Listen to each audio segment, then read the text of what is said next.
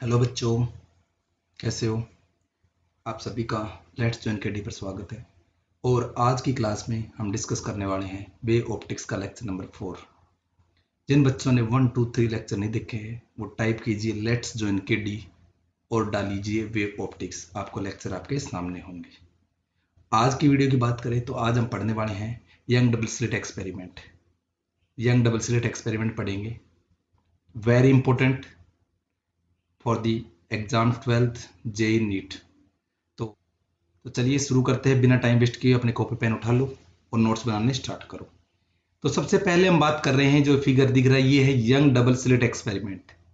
इसको short form में बोलें तो मैं लिख देता हूं यंग डबल स्लिट एक्सपेरिमेंट, यानी कि YDSC, Young's double slit experiment. इसके बारे में डिस्कस करेंगे। तो यहां क्या हुआ था कि सबसे पहले थॉमस यंग्स ने एक सोर्स लिया।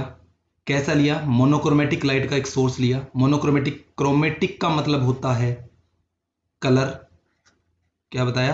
क्रोमेटिक का मतलब होता है कलर, मोनो मतलब सिंगल, यानी कि सिंगल कलर की। जैसे हमारे पास कलर है VIBGYOR, विबग्योर। तो इनमें से कोई भी एक टाइप का कलर ले लो आप, कोई भी आप एक कलर लीजिए, उसके ऊपर ये एक्सपेरिमेंट है, कोई भी एक कलर के लिए। तो हमेशा जब भी आपको YDSC करना हो तो सबसे पहले आपको सोर्स जो लेना है वो मोनोक्रोमेटिक लाइट का लेना है। व्हाइट लाइट का भी लेते हैं, क्योंकि शुरुआत में जब ये एक्सपेरिमेंट हुआ था तो क्या हुआ था कि व्हाइट लाइट पे ही हुआ था, लेकिन आजकल ये होता है मोनोक्रोमेटिक लाइट पे। तो उसके बारे में बताएंगे कि व्हाइट लाइट यूज क्यों नहीं करते, वीडियो के लास्ट में आप देख लेना। अभी हम बात करते हैं मोनोक्रोमेटिक लाइट के बारे में। तो यहाँ से एक सोर्स है, जैसे मान लें यहाँ पे कन्वेक्स लेंस लगा दिया गया इस टाइप से यहाँ से, और ये लाइट को क्या कर देता है, इसके सोर्स को यहाँ रखा और ये जाएगी इस प्रकार से। और आपको पता है लाइट कैसे हो जाती है, पैरेलल हो जाती है। मान लो ये कन्वेक्स लेंस है और इसके फोकस पे रखेंगे तो लाइट इस प्रकार से गई और इसमें से जैसे पास होगी किसके, पैरेलल हो जाती है।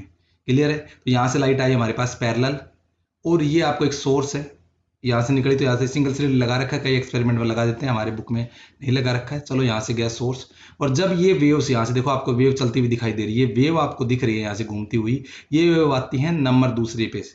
इसमें ये जो छोटे छोटे दिख रहे हैं ना छिद्र जो दिख रहे हैं, स्लिट बोलते हैं इनको। क्या बोलते हैं? स्लिट बोलते हैं, इसीलिए इसका नाम पड़ा है young double slit experiment. Double slit रखी है, एक स्लिट का नाम है S1, दूसरी का S2, और इन दोनों स्लिट के बीच की दूरी को हमने क्या रिप्रेजेंट करा हुआ है, D से। और यहाँ से अपनी अपनी वेव बनाती है, अपनी अपनी, देखो क्रॉस कर रही है, एक दूसरे को कट कर रही है, और इसको हमने नाम दिया स्क्रीन। इसको क्या नाम दिया भाई? स्क्रीन। ये हमारी स्क्रीन है, ये स्लिट हो गई, और यहाँ से हमारा एक सोर्स है, चाहे आप इस बीच वाले को हटा भी सकते हो। ठीक है भाई? तो इस प्रकार से ये एक्सपेरिमेंट का एक सेटअप था, जो कि आपको मैं फील दिलाने के लिए दिखा रहा हूं किस प्रकार से होता है। फिगर में, पेपर में ऐसा नहीं बनाना है, सिर्फ समझाना चाह रहा था कि ये क्या हुआ, कैसे हुआ, इसके बारे में डिस्कस कर लेते हैं। तो लाइट को एक्सेप्ट नहीं किया गया था, लाइट को की वेव नेचर को। आज तो आप सभी को पता है लाइट का वेव नेचर भी होता है, लेकिन ये उस समय की बात है जब लाइट का जो वेव नेचर है, लाइट का जो वेव नेचर है उसको एक्सेप्ट नहीं किया गया था। न्यूटन की जो कॉर्पस्कुलर थ्योरी थी वो चल रही थी, क्योंकि आप सभी को पता है न्यूटन न्यूटन है, लेकिन हाइजेन भी कम नहीं थे भाई, सॉरी यंग्स भी कम नहीं थे। यंग्स भी बहुत जाने माने साइंटिस्ट हैं, इनके बारे में अभी हम बात करने वाले हैं, बहुत महान साइंटिस्ट हैं। तो क्या हुआ कि न्यूटन का ज्यादा बोलबाला था उस टाइम पे, तो न्यूटन के बारे में ज्यादा बात हो रही थी। तो न्यूटन की थ्योरी थी लाइट, कौन सी थ्योरी थी न्यूटन की? Corpuscular theory, corpuscular theory. तो उस थ्योरी को गलत साबित करने के लिए ये एक्सपेरिमेंट करा था यंग्स ने, कि लाइट का जो नेचर होता है वो वेव होता है, ये बात साबित करनी। क्योंकि न्यूटन ने क्या कह दिया था कि लाइट है वो किसकी बनी हुई है? पार्टिकल की, जो कि स्ट्रेट लाइन में चलती है। लेकिन ये वो एक्सपेरिमेंट था जिसने न्यूटन की कॉर्पस्कुलर थ्योरी को बिल्कुल खत्म कर दिया, समझ लो। ये समझ लो कि न्यूटन की थ्योरी को एंड कर दिया इसने। ठीक है भाई? तो इतनी बात आपको समझ में आ गई। तो इस एक्सपेरिमेंट से पता है कि light always travel straight line, straight line में चलती है। तो क्या होगा अगर इस एक्सपेरिमेंट ने क्या कहा कि अगर लाइट स्ट्रेट लाइन में चलती है तो क्या होता कि यहां से जो वेव आई, तो इस वेव की सीधी डायरेक्शन में, इस जो ये देखो वेव आई ना, तो ये स्लिट हो गई, छेद हो गया, छेद में से लाइट निकली और यहां गिरी इस वाले एरिया पे। इसी प्रकार से यहां से एक सीधी लाइट आई और यहां गिरी। तो यहां क्या होना चाहिए? ब्राइट फेस होना चाहिए, सीधी सी बात है। यहां क्या होना चाहिए? ब्राइट। यहां क्या होना चाहिए? ब्राइट। बोलो, बात समझ में आ रही नहीं आ रही? यहां क्या होना चाहिए? Bright portion. यहां क्या होना चाहिए? ब्राइट। यहां क्या होना चाहिए? डार्क। यहां क्या होना चाहिए? डार्क। और इस एरिया में भी कैसा होना चाहिए? डार्क। लेकिन जब ये एक्सपेरिमेंट करा तो इसके रिजल्ट ऐसे नहीं आए जैसे कि आप सोच रहे हो। जैसे कि आप जानते हो लाइट अगर स्ट्रेट लाइन में चलती है तो लाइट गई सीधी यहां से स्लिट में से, इधर से तो लाइट आई नहीं ना, तो यहां तो हो जाएगी डार्क, इसकी परछाई बढ़ जानी चाहिए थी, इस एरिया में तो डार्क एरिया बढ़ जाना चाहिए था। और जहां से लाइट आई वहां कैसा होना चाहिए, ब्राइट पोर्शन होना चाहिए। जहां से लाइट आई वो क्या होना चाहिए, ब्राइट पोर्शन। लेकिन ऐसा नहीं हुआ, हुआ उल्टा कि जहां से लाइट आ रही है तो ये देखिए इस वाले एरिया में, इन दोनों के बीच में, इन दोनों स्लिट के बीच में एक एरिया दिख रहा है आप लोगों को, बीचों बीच यहां इस एरिया में, यहां आपने देखा कि ब्राइट बन रही है, समझ रहे हो। यहां ऑब्जर्व करा गया कि बीच में ब्राइट बन रही है, उसके साइड में डार्क, दोनों साइड में, फिर डार्क के बाद फिर ब्राइट, फिर डार्क, फिर ब्राइट। तो समझ रहे हो कि जो दो स्लिट हमारी है, ये दो स्लिट, अगर मैं इसको एक बार इरेज करूं, ध्यान से समझिए क्या कह रहा हूं मैं, कि यहां से मैं एक बार इरेज कर देता हूं, इनके बारे में बड़ा ही मजेदार जो है कंक्लूजन निकल गया, बड़ा ही मजेदार था। क्या कहा गया, पेन को चेंज करते हैं, ग्रीन ले लेते हैं, तो क्या कहा गया कि तो ये जो बीच वाली जगह है ना, यहां क्या बनेगी भाई, ब्राइट बना, क्या बना, ब्राइट बना, यहां बनी ब्राइट, यहां कैसा बना, डार्क, फिर उससे ऊपर क्या बना, ब्राइट। इसी प्रकार से जो ब्राइट है इसके नीचे क्या बना, डार्क, फिर क्या बना, ब्राइट। तो कहने का मतलब बीच में ब्राइट, ऊपर दोनों तरफ डार्क, फिर डार्क के बाद फिर ब्राइट, फिर डार्क, फिर ब्राइट। ये क्या मतलब हो गया बताओ। इस एक्सपेरिमेंट ने सबको चौंका दिया, और न्यूटन की जो थ्योरी थी उसकी बक्की उधेड़ के रख दी इसने। बड़ी ही मजेदार थ्योरी थी, क्योंकि लाइट तो जो आपके न्यूटन थे वो तो कहते थे कि लाइट कॉर्पस्कुलर थ्योरी है, यानी कि पार्टिकल की बनी होती है, स्ट्रेट लाइन में चलती है। इस थ्योरी ने एक्सप्लेन करा कि जो ये ब्राइट और डार्क बन रही है ना, ये बन रही है वेव के दो नेचर हमने बताए थे ना, दो प्रकार बताए थे कि कंस्ट्रक्टिव, पिछली क्लास लेक्चर नंबर 3 आप लोगों ने देखा होगा, कंस्ट्रक्टिव इंटरफियरेंस, और एक पढ़ा था डिस्ट्रक्टिव। तो इसने बताया कि जहां ये डार्क बन रही है ना, वो तो बन रही है डिस्ट्रक्टिव इंटरफेरेंस के कारण, यानी कि लाइट क्या है, वेव है। और जो जहां डिस्ट्रक्टिव बन रही है ना, डिस्ट्रक्टिव इंटरफेरेंस पढ़ा चुका हूं, उसमें डार्क बनेगी। जहां कंस्ट्रक्टिव इंटरफेरेंस होगा वहां क्या आएगी भाई, ब्राइट आएगी। ये थ्योरी इसने दी भाई, बड़ी ही मजेदार थ्योरी थी और बात भी सही थी। और इस थ्योरी के बाद में ही ये साबित हो गया कि लाइट का वेव नेचर भी है, और इस थ्योरी ने क्रांति सी ला दी, और इस थ्योरी ने प्रूफ तो कर दिया कि वेव नेचर होता है लाइट का। इसके साथ साथ में एक थ्योरी का और विकास हुआ, क्वांटम मैकेनिक्स, एक नई फिजिक्स और जुड़ गई जिसका नाम दिया गया क्वांटम मैकेनिक्स। बिल्कुल क्वांटम मैकेनिक्स, क्वांटम मैकेनिक्स भी इसी थ्योरी के बाद में आई। तो आप सोच सकते हो, आप क्लियर हो गया होगा सभी को कि क्वांटम मैकेनिक्स के लिए भी यही जिम्मेदार थी। तो आपको इतनी बात अगर समझ में आ गई तो कमेंट कीजिए, समझ में आ रहा हो तो कमेंट जरूर करना भी, ठीक है। वीडियो को लाइक भी करते रहना। अब चलते हैं इसकी कैलकुलेशन में। तो उसको मैं फील करवाने के लिए, आपने फिगर अच्छे से समझ लिया, बुक में नहीं मिलेगा, ध्यान से समझिए क्या बताना चाह रहा था मैं, कि यहां पे एक सोर्स रखा हुआ है, इसमें से स्लिट में से छोटा सा छिद्र, इसमें से लाइट आएगी, लाइट आएगी, और होना क्या चाहिए था कि इस छिद्र की डायरेक्शन में जो स्क्रीन है वहां पे ब्राइट बनना चाहिए था, यहां ब्राइट बनना चाहिए था, लेकिन हुआ उल्टा, बीच में ब्राइट बन रहा है, साइड में डार्क बन रहा है, फिर ब्राइट बन रहा है, फिर डार्क बन रहा है। इस प्रकार से सीक्वेंस चला, जो कि उस थ्योरी को जो सोच रहे थे न्यूटन वाली थ्योरी, उसको खत्म कर दिया, और वहां से एक नींव बन गई कि लाइट भी एक वेव है। चलिए अब इसकी कैलकुलेशन पे चलें। उससे पहले मैं आपको फील करवाने के लिए कुछ दिखाना चाहूंगा। ये देखिए, वेव चलती हुई आपको दिखाई दे रही होंगी, आप देख सकते हो। यहां से आपको एक सोर्स है, समझ रहे हो, सोर्स से लाइट आई और दो स्लिट पे टकराई। तो इस स्लिट का मैं नाम दूंगा, पेन चेंज कर देता हूं ताकि अच्छे से दिख जाए आपको, रेड कलर दे देते हैं, S1। इस स्लिट का नाम दिया मैंने S1, और इस स्लिट का नाम दिया भाई S2। आप समझ सकते हो, यहां से वेव निकल रही है, और ये आपकी हो गई भाई स्क्रीन। तो बिल्कुल मैं एनिमेशन से आपको समझाने की कोशिश करो ताकि आपको समझ में आ जाए। सोर्स से लाइट आई, कैसा सोर्स लेना है, मोनोक्रोमेटिक लेना है, और क्या लेना है, कोहेरेंट भी लेना है भाई, कोहेरेंट बताया था आप लोगों को, इसका ओमेगा सेम हो। ओमेगा का मतलब 2π/T, यानी कि F, यानी कि फ्रीक्वेंसी क्या हो, सेम हो भाई, फ्रीक्वेंसी भी सेम होनी चाहिए, या ओमेगा भी, उसको बोलते हैं कोहेरेंट सोर्स। और इसीलिए हमने दो स्लिट तैयार करी थी, ताकि, क्योंकि अलग अलग दो सोर्स से कभी भी कोहेरेंट नहीं बढ़ सकता। एक अलग बल्ब ले लिया, एक बल्ब 100 वाट का ले लो दोनों, तो उनसे कभी भी कोहेरेंट नहीं बन सकता। इसलिए हमने क्या लेना है, एक बल्ब लेना है यहां पे, और इससे दो सोर्स बना दिए। देखो यहां से अपनी अपनी वेव बनाना शुरू हो गई, ये अपनी वेव बना रही है, इधर से क्लियर होगी बात, नहीं सारी चीजें, दोनों से अपनी अपनी वेव निकल रही है। चलो और भी फील करवा देते हैं। ये देखिए, दिख गया, बिल्कुल यहां से एक सोर्स दिख रहा होगा आपको, ये है, इसको हम बोलेंगे सोर्स। ये देखिए, ये सोर्स है, यहां से सिंगल स्लिट में से निकली, तो यहां मोनोक्रोमेटिक सोर्स बना दिया इन्होंने, और यहां से दो बने, यहां से देखिए आप लोग ऐसे, दिख रही होंगे आप लोगों को, और ये हमारी स्क्रीन पे पहुंच रही है। बोलो, बिल्कुल यही होता है, यही एक्सपेरिमेंट था जो कि मैंने आप लोगों को फुल एक्सप्लेन करके बताया है कि क्या होता है। इसकी कैलकुलेशन भी करेंगे। अभी आप फील ले लो, अगर फील नहीं ली तो कमेंट करके बताना भाई, फील हुआ नहीं हुआ अब जरूर कमेंट करना कि किस प्रकार से मैंने आप लोगों के लिए तैयार करा है स्लाइड को, कि इस प्रकार से वेव चलेंगी, चलने के बाद में एक स्लिट में से निकलेंगी, मोनोक्रोमेटिक सोर्स बनेंगे। यहां आप देखोगे तो स्लिट नंबर 1 और स्लिट नंबर 2, यहां से दो सोर्स बन गए, यानी कि मोनोक्रोमेटिक सोर्स से हमने जो लिया था दो कोहेरेंट सोर्स बन गए यहां से, और यहां पे आप स्क्रीन पे आएगी तो यहां पे इंटरफेरेंस होगा। देखो यार, दो वेव दिख रही है आप लोगों को, एक इधर से एक ये वेव, आप देखिए यहां से ये एक वेव और ये वेव आपस में काट रही है ना, ऐसे देखो आप कट रही है नहीं कट रही, तो यहां देखेंगे आप लोग, ये देखो कट गई, ये देखो आपस में कट रही है, कहां कहां कट रही है। तो यहां जहां कंस्ट्रक्टिव बनाएगी वहां ब्राइट बन जाएगा, और जहां डिस्ट्रक्टिव बनाएगी वहां पे डार्क इंटरफेरेंस की वजह से डार्क बन जाएगा भाई। तो ये स्क्रीन पे जो कलर दिख रहा है, देखो कहीं जगह आपको ये रंग दिख रहा होगा, यहाँ पे देखो ब्लू दिख गया, यहाँ ब्लू दिख जाएगा, यहाँ ब्लू दिख जाएगा, कई जगह ये जो कलर नहीं कर रखा है इसका मतलब ये डार्क है। तो इस प्रकार से हमें दिखाई दे रही है, यही कारण है भाई। ठीक है, तो आई होप आपने बहुत ज्यादा फील ले लिया होगा। अब शुरू करते हैं अपना टॉपिक। सबसे पहले हम बात करेंगे ब्राइट और डार्क कहां बनेगा, बात करेंगे ब्राइट और डार्क बनेगा कहां, तो हमने इतना बता दिया कंस्ट्रक्टिव और डिस्ट्रक्टिव के कारण। तो चलते हैं, तो पहला टॉपिक रहेगा हमारा ब्राइट। तो ब्राइट के लिए समझिए ध्यान से क्या मतलब हुआ, ब्राइट कहां बनेगा। तो लास्ट क्लास में हमने डिस्कस करा था कि ये बनेगा कंस्ट्रक्टिव के बारे में। कंस्ट्रक्टिव ध्यान से समझना भी, बहुत इंपॉर्टेंट क्लास है, और छोटी सी भी आप इसको मिस नहीं करना है कि कभी स्किप करके आगे देख ले। कंस्ट्रक्टिव इंटरफेरेंस बोलेंगे मैक्सिमा, क्या बोलेंगे, इसका मतलब क्या हुआ, मैक्सिमा, इसको बोलेंगे मैक्सिमा, नाम याद रखना भाई।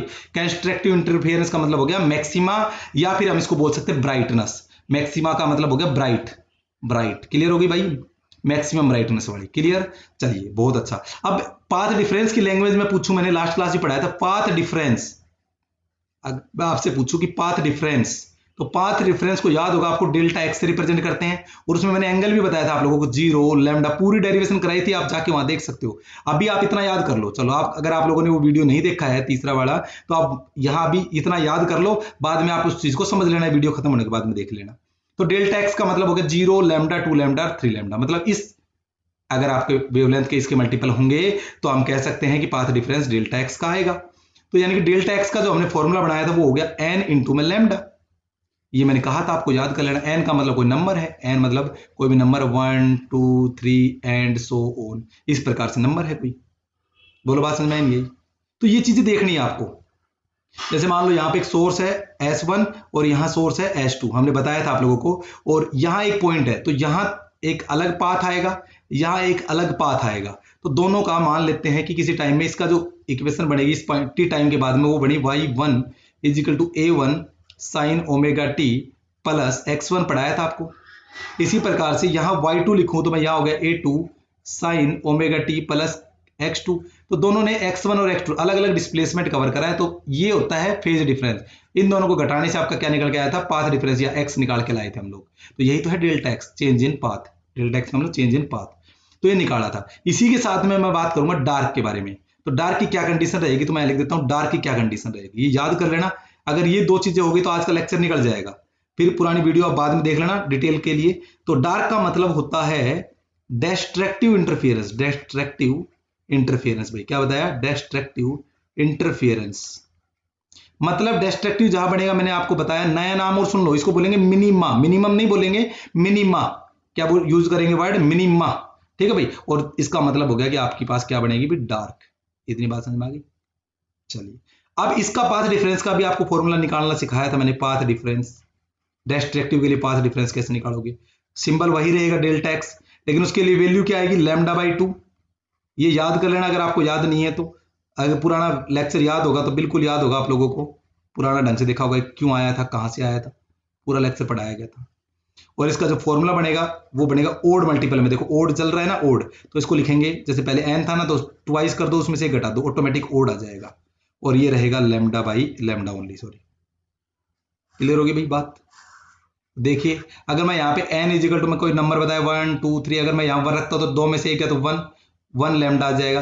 अपोन में 2 भी है भैया, क्या है, अपोन में 2 भी है, ये याद रखना है। अगर दो रखता तो 2 दूनी 4, 4 में से 3 लैम्डा बाई 2, तो याद रखना है भाई, 2n माइनस का 1 लैम्डा बाई 2, ये बात आपके दिमाग में होनी चाहिए। यानी कि ये क्या है, सीधा नंबर का जो नंबर है उनका मल्टीपल है, और ये क्या है भाई आपका ओड मल्टीपल है, क्या है, ओड मल्टीपल है भाई।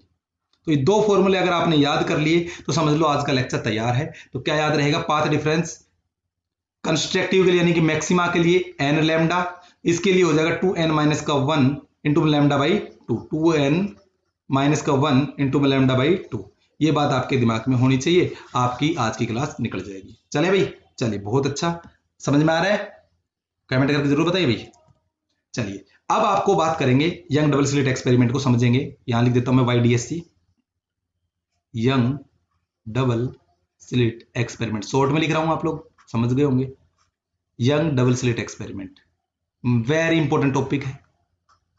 चलिए, तो यहां से मैंने स्लिट बढ़ा रखी है, पहले से तैयार कर रखी स्लिट है, इसको मैंने नाम दिया S1, आपको बता दिया था मैंने, इसको बोलूंगा S1, इस स्लिट को बोलूंगा S2, और इन दोनों स्लिट की जो बीच की दूरी है उसको रिप्रेजेंट करूंगा मैं किससे? D से। ये लाइन मैंने पहले से इसलिए खींच के रखी ताकि लाइन टेढ़ी ना जाए, सीधी लाइन खींचने के लिए ना। चलिए बहुत अच्छा। और ये आपको पता है क्या है? ये स्क्रीन है। ये क्या है? स्क्रीन है। इतनी बात आपको समझ में आ गया। ये जो आपको पॉइंट दिख रहा है बीच वाला, इसको बोलेंगे हम P पॉइंट। क्या बोल रहे हैं? P पॉइंट, मानना कुछ भी नाम दे सकते हैं। और होता क्या है कि जब इस स्लाइड से, इस यहां से वेव जाती है कुछ इस प्रकार से, यहां से वेव जाती है, तो हमने बताया था आपको, अगर मान ली सीधी जा रही है, अगर ये लाइट स्ट्रेट लाइन में है तो कुछ इस प्रकार से यहां जाती और यहां एक ब्राइट स्पॉट बना देती, ऐसे यहां से जाती और यहां एक ब्राइट स्पॉट बढ़ाती। लेकिन ऐसा नहीं होता। होता क्या है कि जब ये वेव जाती है तो ये जाती है यहां, और हमने यहां से इसको ऑब्जर्व करा कि ये जो पॉइंट है ना, ये दोनों मिली और यहां पे बना कंस्ट्रक्टिव इंटरफेरेंस, और इसको हमने नाम दिया सेंट्रल ब्राइट। इस पॉइंट को जहां ब्राइट पॉइंट दिखा, सबसे ज्यादा ब्राइट यही रहेगा, और इसका नाम दिया भाई सेंट्रल ब्राइट। क्या नाम दिया भाई? Central bright. मतलब सबसे ज्यादा ब्राइट कहां मिलेगा आपको? सेंटर में मिलेगा, दो स्लिट के सेंटर में। देखो ये सेंटर है दोनों स्लिट का। अगर मैं यहां से बात करूं इतनी, अगर मैं यहां से बात करूं यहां से लेकर यहां तक, तो आप याद कर लोगे ये है भाई D/2। कितनी है? D/2। देखो टोटल D है तो ये D/2, और यहां से लेकर S2 तक की बात करूं तो ये भी कितनी है? D/2। टोटल मिला के कितनी हो गई? भी D हो गई। स्मॉल d से रिप्रेजेंट कर रहे हैं, और दो स्लिट और स्क्रीन के बीच की दूरी है उसको अब रिप्रेजेंट करेंगे कैपिटल D से। भाई याद रखना ये बात, स्लिट और जो आपकी स्क्रीन है उसके बीच की दूरी को रिप्रेजेंट करेंगे किससे? कैपिटल D से। इतनी बात समझ में आ गया? चलो बहुत अच्छा। तो अब इसके बारे में देखते हैं कि ये कंडीशन यहां पे सेंट्रल ब्राइट है, या इसका नाम और बताएंगे सेंट्रल मैक्सिमा भी बोलेंगे इसको। क्या बोलेंगे? Central maxima. मैक्सिमा का मतलब भी मैंने आपको बताया था, ब्राइट के लिए यूज होगा, सेंटर में सबसे ज्यादा मैक्सिमा। क्लियर हो रही है? बहुत अच्छा। चलिए अब ये एक्सपेरिमेंट किसके काम में आएगा? देखो, लाइट की वेवलेंथ के आसपास अगर स्लिट का साइज है, लाइट की, देखो एक्सपेरिमेंट कब होगा कि जब लाइट का, यहां लिख देता हूं लाइट की वेवलेंथ, या छोटा छोटा लिखूंगा मैं, लाइट की वेवलेंथ, अगर मैं लाइट की वेवलेंथ की बात करूं के आसपास, लाइट की वेवलेंथ के आसपास स्लिट का साइज है, स्लिट का साइज है तो काम करेगा। अब लाइट की वेवलेंथ कितनी होती है? तो आपको याद होगा 4000 से लेकर 4000 से लेकर 8000 एंगस्ट्रॉम के बीच में होती है। 8000 एंगस्ट्रॉम के बीच में होती है, समझ गए? 4000 से 8000 के बीच में। तो यानी कि आपको जो स्लिट लेनी है वो वेरी स्मॉल लेनी है। कहने का मतलब बहुत छोटा, आप समझ सकते हो कि कितनी छोटी है ये। वेरी स्मॉल लेनी, बिल्कुल न के बराबर, मतलब नेग्लिजिबल के बराबर साइज की लेनी, वेरी वेरी स्मॉल। अगर मैं बात करूं डी साइज किस में होती है, तो इन mm में मानी जाती है इसको। हमारे जो न्यूमेरिकल में आपको ज्यादातर मिलेगा mm में मिलेगी भाई, यानी कि अप्रोक्सीमेटली 1 mm की मिल सकती है ये आपको। अप्रोक्सीमेटली कितनी? 1 mm की मिल सकती है। S1 S2 से मोनोक्रोमेटिक लाइट निकलेगी, ये ध्यान रखना। S1 और S2 से कैसे निकलेगी? मोनोक्रोमेटिक, मतलब सिंगल कलर की। और कोहेरेंट लाइन निकलेगी, कोहेरेंट लाइट निकलेगी, ये भी याद रखना। इसकी सारी बातें बता रहा हूं आप लोगों को। क्या निकलेगी? कोहेरेंट लाइट निकलेगी। कोहेरेंट का मतलब जिसका ओमेगा सेम हो, जिसकी फ्रीक्वेंसी सेम हो न्यू, ठीक है भाई, उसकी वेलोसिटी सेम हो। ये सारी चीजें सेम ऑटोमेटिक हो जाएंगी जब आपका ओमेगा सेम है। तो ओमेगा सेम, फ्रीक्वेंसी सेम और वेलोसिटी सेम, ये सारी चीजें सेम होनी चाहिए। और उसके लिए कैसा सोर्स होना चाहिए? कोहेरेंट सोर्स होना चाहिए। और लाइट कैसे लेनी है भाई? आपको मोनोक्रोमेटिक लेनी है। लाइट कैसे लेनी है? मोनोक्रोमेटिक लेनी है, सिंगल कलर की। इतनी बात आपको समझ में आ गई होगी। एक एक चीज को आप नोट डाउन कर लेना भाई, ठीक है? तो ये स्क्रीन हो गई। अब देखिए ये एक्सपेरिमेंट कब पॉसिबल है, उसके लिए एक कंडीशन और बता देता हूं कि डी है, बहुत सारी कंडीशन है, वो लास्ट में एक साथ लिखवा भी देंगे कि डी है वो ग्रेटर देन डी होना चाहिए भाई। मतलब जो ये जो डिस्टेंस है किसके बीच में? स्लिट और स्क्रीन की, वो बहुत ज्यादा ज्यादा ज्यादा बड़ी होनी चाहिए। किससे? इससे।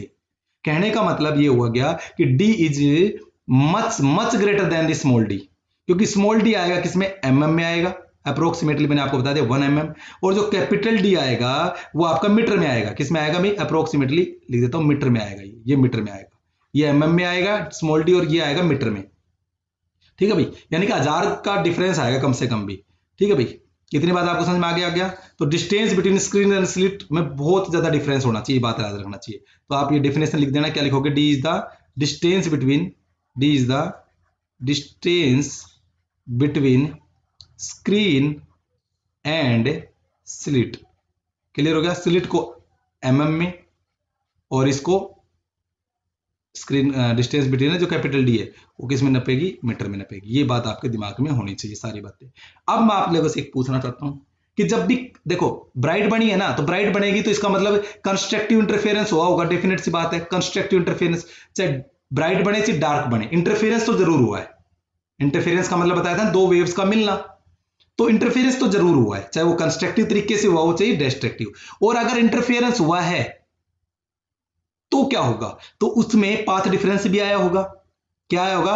Path difference. हो भी सकता नहीं भी ना, तो इसका पाथ डिफरेंस कितना होगा? तो आप देखोगे कि सर ये यहां से इधर जा रही है, ये यहां से इधर जा रही है, तो हमें लग रहा है कोई पाथ डिफरेंस नहीं है। बिल्कुल, तो मैं क्या कहता हूं कि इसमें कोई पाथ डिफरेंस नहीं है, तो मैं लिख देता हूं कि पाथ डिफरेंस कितना है भाई? 0 का है भाई। कितने का है पाथ डिफरेंस?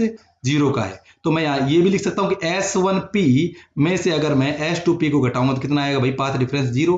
यानी कि मैं कह सकता हूं डेल्टा एक्स कितने का है भाई? 0 का। पाथ डिफरेंस क्या हो रहा है? 0। और पाथ डिफरेंस 0 होता है तब भी मैंने फॉर्मूला बताया था आप लोगों को, याद करिए। Delta x is equal to, थोड़ी देर पहले लिखवाया था, एन इंटू में लैम्डा। तो अगर 0 रखता हूं तो डेल्टा एक्स कितना आएगा? 0। अगर डेल्टा एक्स होता है, किसका फॉर्मूला था याद करिए, अभी 1 मिनट पहले ही रिवर्स कर लो जी वीडियो को अगर दिक्कत आ रही है तो। पाथ डिफरेंस, ये पाथ डिफरेंस का फॉर्मूला बताया था, एन इंटू लैम्डा। एन क्या होगा? 0 1 2 3 इस तरीके से। 0 रखोगे तो ये हो गया 0, तो डेल्टा एक्स 0 होगा। तो भी कैसा बनता है? ये किसके लिए थी भी? पाथ डिफरेंस का फॉर्मूला था, किसके लिए था? ब्राइट के लिए था। किसके लिए था ये? ब्राइट के लिए। तो मतलब ये ब्राइट बनेगी। तो कंस्ट्रक्ट यहां पे जो इंटरफेरेंस बना है वो कैसा बना है भाई? कंस्ट्रक्टिव बना है। मैंने पाथ डिफरेंस से फॉर्मूला बता दिया था, पाथ डिफरेंस से निकल जाएगा। अगर पाथ डिफरेंस 0 होगा तब भी जो बनेगा वो कैसा बनेगा? कंस्ट्रक्टिव इंटरफेरेंस बनेगा भाई। कैसा बनेगा? कंस्ट्रक्टिव इंटरफेरेंस बनेगा। ये याद रखनी है, कंस्ट्रक्टिव इंटरफेरेंस यानी कि मैक्सिमा बनेगा, यानी कि मैक्सिमा बनेगा यहां पे, या हम कह सकते हैं ब्राइट बनेगा भाई। बोलो बात समझ में नहीं आई? तो ये याद रखना कि पी पॉइंट पे क्या बनेगा? बिल्कुल ब्राइट बनेगा। फिर इस साइड में डार्क बनेगा, इस साइड में भी डार्क बनेगा, फिर ब्राइट बनेगा। तो हमें ये चीजें निकालनी पड़ेंगी कि भाई मतलब हम मेन पॉइंट किसको मान लेंगे? सेंटर से। सेंटर से चलेंगे, अब जितनी भी जो भी कैलकुलेशन होगी वो सेंटर से चलेगी। मैं बोलूं सेंटर से तीसरा ब्राइट कब बनेगा, सेंटर से चौथा ब्राइट कब बनेगा, सेंटर से पांचवा ब्राइट कब बनेगा, या सेंटर से पहला डार्क कब बनेगा, सेंटर से दूसरा डार्क कब बनेगा। ये चीजें हमारे लिए वेरी इंपॉर्टेंट रहेंगी। तो ये कैलकुलेशन भी हमारे लिए करना बहुत जरूरी है। जितनी भी आपको कैलकुलेशन करनी है तो याद कर लेना है कि कैसे करनी है। Location of a particular maxima and minima हमें निकालनी कैसी है, तो उसके लिए हमें क्या करनी पड़ेगी? कैलकुलेशन करनी पड़ेगी। चलिए कैलकुलेशन पे चलते हैं। तो अब हम आ गए हैं एक्सपेरिमेंट पे। तो मैंने सीधा आपको ये तो बता ही दिया था कि भाई 20 वाला ये पॉइंट था, मैंने इस पॉइंट को पी मानना था। कोई बात नहीं, आप कुछ भी मान सकते हो, आपकी मर्जी है। इसमें मैंने ओ मान लिया है, ये होगी आपकी कैपिटल डी। और अब हमने उस पॉइंट पी को हमने यहां माना, कहीं पे भी मान सकते हो, कोई जरूरी नहीं है। तो ये एक एजम्पशन है, एजम्पशन पे चलेगी पूरी थ्योरी, याद रखना है यहाँ पे। और आपको ध्यान रखना है, ठीक है भाई। ये पी पॉइंट हमने मान लिया यहाँ पे, और हम क्या निकालने वाले हैं यहाँ पे? ब्राइटनेस निकालने वाले हैं कि भाई पहला ब्राइट कब बनेगा। तो मान लेते हैं कि पी से, क्योंकि जितनी भी डिस्टेंस होगी वो सारी कहां से मेजर होगी भाई? सेंटर पॉइंट से मेजर होगी ना भाई। मैंने आपको बताया था कि सेंट्रल ब्राइट से जितनी भी डिस्टेंस मेजर होगी वो कहां से ब्राइट होगी?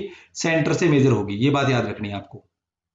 तो मैंने क्या करा यहां पे, तो आप देखो कि ये जो पी पॉइंट है यहां से लेकर यहां तक की जो डिस्टेंस है उसको हमने क्या मान लिया? वाई मान लिया। क्या मान लिया भाई? वाई। इतनी बात समझ में आ गई? इसको क्या मानेंगे? वाई। और ये वो पॉइंट पी है, वो है ब्राइट, फर्स्ट ब्राइट जो हमें निकालना है, हमें कैलकुलेट करना है। पूरा फॉर्मूला बनाएंगे, फर्स्ट ब्राइट का फॉर्मूला निकाल रहे हैं। फर्स्ट ब्राइट समझ सकते हो कि हमें यहां निकालना है फर्स्ट ब्राइट। ध्यान से समझिए भाई, फिगर बड़ा वेरी इंपॉर्टेंट है। ये फिगर बना सकते हो। यहां क्या हो रहा है? सोर्स से लाइट जा रही थी, पहले इधर जा रही थी, अब ये ऊपर की तरफ जा रही है। मान लो इस पॉइंट पी पे जा रही होगी, क्योंकि हर डायरेक्शन में जा रही है। वेव हर डायरेक्शन में जाती है, पार्टिकल थोड़ी थोड़ी ना है कि एक डायरेक्शन में जाएगी, हर डायरेक्शन में। तो मान लेते हैं हम यहां से एक वेव गई होगी, ऐसे एक वेव गई होगी, ये देखो 3, और ये सेंटर पॉइंट से। एक बात और बता देता हूं, यहां एंगल है थीटा, ये एंगल है थीटा। तो अगर मैं इस लाइन को, अगर मैं इसको ड्रॉ करूं यहां से, देखिए ऐसे इसके सीधा लेके जाऊं परपेंडिकुलरली, ये बढ़ा दिया मैंने, तो आप बोलिए ये एंगल कितने डिग्री का बनेगा, ये वाला, तो थीटा। अगर ये थीटा बढ़ता है तो देखिए यहां से लेकर यहां तक का एंगल कितने बनेगा, 90 का। अगर ये थीटा है तो ये क्या हो जाएगा, 90 माइनस का थीटा। बोलो बात समझ में आई, 90 माइनस का थीटा। और अगर इस ट्रायंगल की बात करूं S1 S2 और N ट्रायंगल की, तो ये 90 माइनस का थीटा है, तो ये ऑटोमेटिक थीटा आएगा या नहीं आएगा बोलो, क्योंकि ये 90 है ही और ये 90 माइनस का थीटा, तो 90 90 180 हो जाएगा और थीटा से थीटा कैंसिल हो जाएगा, तो 180 तो जोड़ आता है ट्रायंगल का। तो इतनी बात आपको समझ में आ गई होगी, नहीं आई हो तो बताना, बिल्कुल इजी है, कोई इसमें बड़ी बात नहीं है। बोलो, तो हमने उसी हिसाब से इसका ट्रायंगल का बना दिया भाई। बोलो बात समझ में आ रही है, नहीं आ रही। अब आगे चलते हैं, इसमें क्या करना है। अब क्या करना है, पूरा आपको कैलकुलेशन करना पड़ेगा इसमें। देखिए यहां से आप देखोगे S1 और S2 में तो क्या पाथ डिफरेंस है, देख के बताइए। बिल्कुल भाई, अगर P पॉइंट पे हमें क्या निकालना भाई, P पॉइंट पे हमें निकालना है फर्स्ट ब्राइट, यानी कि इसको बोलेंगे मैक्सिमा। क्या बोलेंगे भाई, मैक्सिमा। क्या बोलेंगे भाई, मैक्सिमा बोलेंगे भाई। क्या बोलेंगे, मैक्सिमा, फर्स्ट मैक्सिमा। और उसके लिए कंडीशन भी बता रखी है, डी है वो ग्रेटर देन स्मॉल डी होना चाहिए, यानी कि करीब करीब एक पॉइंट से निकल रही है। अगर यहां से देखें इतनी दूर होने की वजह से हमें ये लगेगा भाई, ये एक्सपेरिमेंट को अगर हम दूर से देखेंगे तो स्लिट बहुत पास पास है। आपको पता है ये स्मॉल डी भी वेरी वेरी स्मॉल है, देखो ये लिख रखा वेरी वेरी स्मॉल है। जब ये डिस्टेंस कैपिटल डी वाली बहुत ज्यादा है तो ये हमें कैसा लगेगा, बहुत पास। तो यानी कि ये लगेगा कि दोनों लाइट S1 से जो लाइट निकल रही है और S2 से जो लाइट निकल रही है, यानी कि करीब और करीब बराबर है। तो क्या लिखेंगे यहाँ पे, दूर से देखने से हमें look parallel, they look parallel, यानी कि जो हमें लाइन है कौन सी, S1P एंड S2P, S2P, ठीक है भाई, S1P और क्या बताया S2P, और इसको मैं नाम दे देता हूं, क्या नाम दे दो यहाँ पे भाई, Q नाम देता हूं, इसको नाम देता हूं Q, यानी कि QP। क्या है भाई, तीनों एक दूसरे को हमें लगेंगी पैरेलल, ये बात ध्यान रखनी है अपने को, क्या लगेंगी, पैरेलल है। एक्चुअली में पैरेलल नहीं है, ये हमें भी पता है, ठीक, इतनी बात तो समझ में आ गई। और ये भी पता है कि जो S2P है वो ज्यादा डिस्टेंस ट्रेवल कर रही है एज कंपेयर टू S1P। आपको शक्ल देख के नहीं पता लग रहा है कि S2P ज्यादा डिस्टेंस कवर कर रही है, अगर नहीं लग रहा, साफ साफ पता लग रहा है कि S2P है वो क्या है भाई, ज्यादा डिस्टेंस कर रही है। तो यानी कि हम कह सकते हैं कि पाथ डिफरेंस तो आएगा, जब आपको ज्यादा डिस्टेंस हो गई, तो पिछले वाले में तो जीरो हो गया था पाथ डिफरेंस, लेकिन यहां तो क्या हो रहा है भाई, पाथ डिफरेंस आ रहा है। पाथ, अगर मैं यहां से एक परपेंडिकुलर ड्रॉ करूं इस डायरेक्शन से, कोई परपेंडिकुलर ड्रॉ कर रहा और इस परपेंडिकुलर का नाम n दे रखा है, मान लेते हैं इस परपेंडिकुलर का नाम क्या दे रखा है, n दे रखा है, परपेंडिकुलर डाल दिया हमने n। तो आप यहां से देखिए इस परपेंडिकुलर से, तो आप देखोगे इस परपेंडिकुलर को डालने के बाद में जो दूरी है S1P वो किसके बराबर हो गई, NP के बराबर हो गई। परपेंडिकुलर डालने के बाद में जो S1P है वो इक्वल हो गई है किसके, NP के इक्वल हो गई भाई डेफिनेटली, क्योंकि परपेंडिकुलर डाल के आपने इस पे परपेंडिकुलर डाला, तो यहां से जो दूरी है ये वाली आप देखोगे, ये वाली, ये और ये वाली दूरी क्या हो गई है, बराबर हो गई है। तो यानी कि ये एक्स्ट्रा बच गई S2N, जिसको हम क्या बोलेंगे भाई, डेल्टा एक्स, यही तो है पाथ डिफरेंस। तो यानी कि मैं कह सकता हूं, क्या कह सकता हूं भाई, पाथ डिफरेंस क्या लिखूंगा, ध्यान समझिए, परपेंडिकुलर डालने के बाद में वो आगे का हिस्सा तो बराबर हो गया क्योंकि पाथ डिफरेंस था, डेफिनेटली था। दूर से देखने में हमें जरूर पैरेलल लगी, ये बात याद रखना, दूर से देखने में हमें जरूर पैरेलल लगी। क्यों लगी, क्योंकि कैपिटल डी, क्योंकि ये जो कैपिटल डी है ये बहुत बड़ा है, ये डी है ना, इन दोनों के बीच की दूरी बहुत छोटी है, जिसकी वजह से आप एज्यूम कर सकते हो कि they are looking at as like a parallel, but they are not actually in parallel. ठीक है भाई, तो हमने क्या करा, पाथ डिफरेंस ऑब्जर्व करा, तो पता लग रहा है कि तो S2P ज्यादा डिस्टेंस ट्रेवल कर रही है, S1P कम कर रही है। तो मैंने क्या करा, S1 से S2P पे एक परपेंडिकुलर ड्रॉ करा, नाम दिया S1N। परपेंडिकुलर के आगे का हिस्सा है, आप देख सकते हो यहां से पूरा का पूरा ये वाला ट्रायंगल S1NP, ये पूरा का पूरा ट्रायंगल आपको इक्वल लग रहा होगा, आइसोस्केल ट्रायंगल दोनों साइड इक्वल दिख रही है आपको। बोलो बात समझ में आई नहीं आई, पीछे ये जो गड़बड़, ये फालतू डिस्टेंस ट्रेवल करके जा रही है ना S2N, इसी को हम बोलेंगे पाथ डिफरेंस, क्योंकि पाथ का डिफरेंस ही तो है ये। तो इसको क्या लिखेंगे, पाथ डिफरेंस कितना है हमारा, तो आप बोलोगे जी S2N और इजिकल टू में इसको डेल्टा एक्स रिप्रेजेंट करते हैं। बोलो बात समझ में नहीं आई। अगर मैं यहां से साइन थीटा की वैल्यू निकालना चाहूं, साइन थीटा देखिए ध्यान से, साइन थीटा का वैल्यू होता है परपेंडिकुलर अपॉन माय हाइपोटेन्यूज, यानी कि delta X by delta D, sorry D, भाई थीटा के सामने ये थीटा है, थीटा के सामने परपेंडिकुलर, थीटा के सामने परपेंडिकुलर S2N है, और इसको हमने क्या नाम दिया, डेल्टा एक्स और अपॉन माय हाइपोटेन्यूज कितनी हो गई, दिख रही होगा आपको, क्या है ये वाली हाइपोटेन्यूज है, ये तो परपेंडिकुलर है ना ये वाला, तो ये आपका परपेंडिकुलर हो गया और ये आपका हो गया आपका हाइपोटेन्यूज, ये लंबी भुजा है ये। बोलो बात समझ में आई नहीं आई? तो हमने लिया डी, बोलो बात समझ में आई नहीं आई? तो हमने कहा डेल्टा एक्स बाई डी, इतनी बात समझ में आ गई। तो डेल्टा एक्स का फॉर्मूला आपको याद रह जाएगा, क्रॉस मल्टीप्लाई करिए इसको, तो डी इंटू साइन थीटा, ये फॉर्मूला बड़ा काम का भी याद रखना, न्यूमेरिकल में बड़ा काम आएगा ये, इस यहीं से याद कर लेना इसको। पाथ डिफरेंस का फॉर्मूला पहले भी पढ़ाया था आप लोगों को, अब दोबारा पढ़ा रहा हूं, क्या है, delta x equal to D sine theta, Young double slit experiment के अकॉर्डिंग ये आया डी साइन थीटा। आपने पढ़ा था कि अगर आपको मैक्सिमा, क्योंकि निकालना क्या आपको मैक्सिमा, तो मैक्सिमा का केस होगा, याद आप लोगों को अच्छे से याद रखना होगा, मैंने कहा था याद कर लेना, मैक्सिमा का केस याद करने के लिए कहा था, तो वहां पे बताया था मैंने आपको, क्या बताया था, कंस्ट्रक्टिव इंटरफेरेंस के लिए बताया था, क्या बताया था कि जो डेल्टा एक्स है वो किसके बराबर होना चाहिए, 0 लैम्डा 2 लैम्डा ये आना चाहिए एंड सो ऑन, यानी कि नंबर से मल्टीपल है, यानी कि मैं कह सकता हूं delta x is equal to n into lambda, ये भी पढ़ चुके हैं। डेल्टा एक्स इजिकल टू क्या आया था, एन इंटू लैम्डा, और डेल्टा एक्स इजिकल टू अभी हमने यंग डबल स्लिट से निकाला डी साइन थीटा, बोलो निकाला नहीं निकाला भाई, ये हमारा एन लैम्डा हो गया, और मुझे क्या कौन सा निकालना है, फर्स्ट ब्राइट निकालना है, तो इसकी जगह में क्या लिख सकता हूं 1, तो डेल्टा एक्स इजिकल टू क्या हो जाएगा, देखो ये डेल्टा एक्स का फॉर्मूला, ये भी डेल्टा एक्स का फॉर्मूला एन इंटू लैम्डा, लेकिन मुझे पहला ब्राइट निकालना है भाई, 0 से तो क्या निकल के आया था, सेंटर वाला निकल के आया था, 1 लिखूंगा मैं यहाँ पे, फर्स्ट का मतलब हो गया 1, तो इसमें रखूंगा एन की जगह क्या लिखूंगा यहाँ पे 1, तो खाली लैम्डा निकल के आ जाएगा, आप समझ सकते हो, delta x is equal to lambda, तो ये भी डेल्टा एक्स है और ये भी डेल्टा एक्स है, दोनों को कंपेयर करवाते हैं, इसको इक्वेशन नंबर फर्स्ट नाम दे देते हैं, इसको इक्वेशन नंबर सेकंड नाम दे देते हैं, कंपेयर कर देते दोनों इक्वेशन को, कंपेयर कर देते इक्वेशन 1 एंड 2, वी गेट क्या मिलेगा, तो बोलिए डेल्टा एक्स बराबर है, तो यानी कि मैं लिख सकता हूं d sine theta is equal to में लैम्डा, बोलो बात सही है कि नहीं है, और sine theta is equal to में क्या आ गया, फिर जल्दी से बोलिए लैम्डा बाई डी, बोलो बात समझ में नहीं, ये चीजें याद करना भी काम आएगी, sine theta is equal to lambda by d, lambda किस में होगा, तो आप याद करना आंगस्ट्रॉन्ग में मिलेगा, डी किस में होगा, तो आंसर एमएम में होगा, ये बताया था मैंने, स्लिट का साइज, वी नो दैट, हम जानते हैं कि जो लैम्डा है वो 4000 एंगस्ट्रॉम का है, कितने का भाई, 4000 एंगस्ट्रॉम का है, लैम्डा है कितना है, वी नो दैट, क्या लिखोगे यहां पे, we know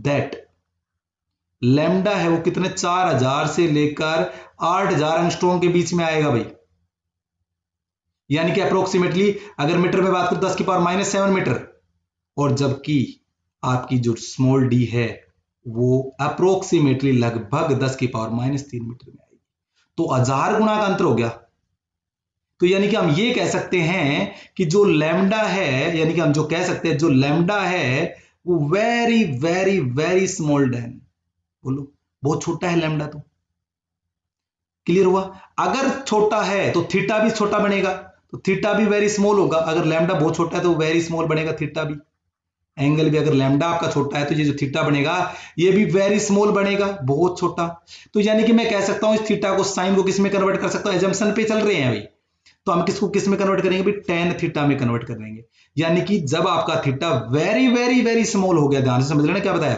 theta very very small हो गया, sine theta is equal to lambda by A हो गया, आंगस्ट्रॉम बहुत बड़ी यूनिट है, आंगस्ट्रॉम किसमें, सॉरी 10 की पावर -7 में, और जबकि जो डी है वो 10 की पावर -3 में, तो यानी कि आपकी डी बड़ी हो गई, वेरी वेरी ग्रेटर देन, ऐसी कंडीशन में हमने कहा कि थीटा भी वेरी स्मॉल बनेगा, और हमने नाम दिया टेन थीटा, बोलो, तो टेन थीटा, साइन थीटा किसमें कन्वर्ट कर दिया, टेन थीटा में, और टेन थीटा की वैल्यू आपको पता लगी किसमें आ गई, लैम्डा अपॉन में डी, ये तो था ही पहले से ही भाई, साइन को किसमें कन्वर्ट कर दिया, ये याद रखना है, किसमें, टेन थीटा, ठीक है ना, tan theta is equal to में लैम्डा बाई ए आ गया, lambda by d, sorry lambda by d, अगर मैं यहां से टेन थीटा का फॉर्मूला लगाऊं, ध्यान समझिए, अगर मैं यहां से टेन थीटा का फॉर्मूला लगाऊं, तो टेन थीटा का फॉर्मूला होता है परपेंडिकुलर अपॉन बेस, आप समझ सकते हो, परपेंडिकुलर अपॉन बेस, और परपेंडिकुलर अपॉन बेस अगर मैं टेबल में अकॉर्डिंग लगाऊं टेन थीटा का, तो क्या हो जाएगा, तो हो जाएगा वाई बाई डी, देखो ये हमारे पास थीटा, और ये हमारे पास एक ट्रायंगल दिख रही है आप लोगों को, ट्रायंगल का नाम दिया हमने पी क्यू ओ, दिख गई होगी ट्रायंगल ये वाली, पी क्यू ओ, देखो ये रहा पी, पी से क्यू की तरफ गया ओ, ये वाला थीटा बन रहा है ना, थीटा के सामने वाला क्या है परपेंडिकुलर, तो ये रहा वाई, परपेंडिकुलर वाई अपॉन में डिस्टेंस, बेस कितना होगा डी, बोलो भाई वाई डी, समझ में आया नहीं आया? तो ये भी टेन थीटा के बराबर है, ये भी टेन थीटा के बराबर है, तो यानी कि मैं कह सकता हूं lambda by d is equal to y by D.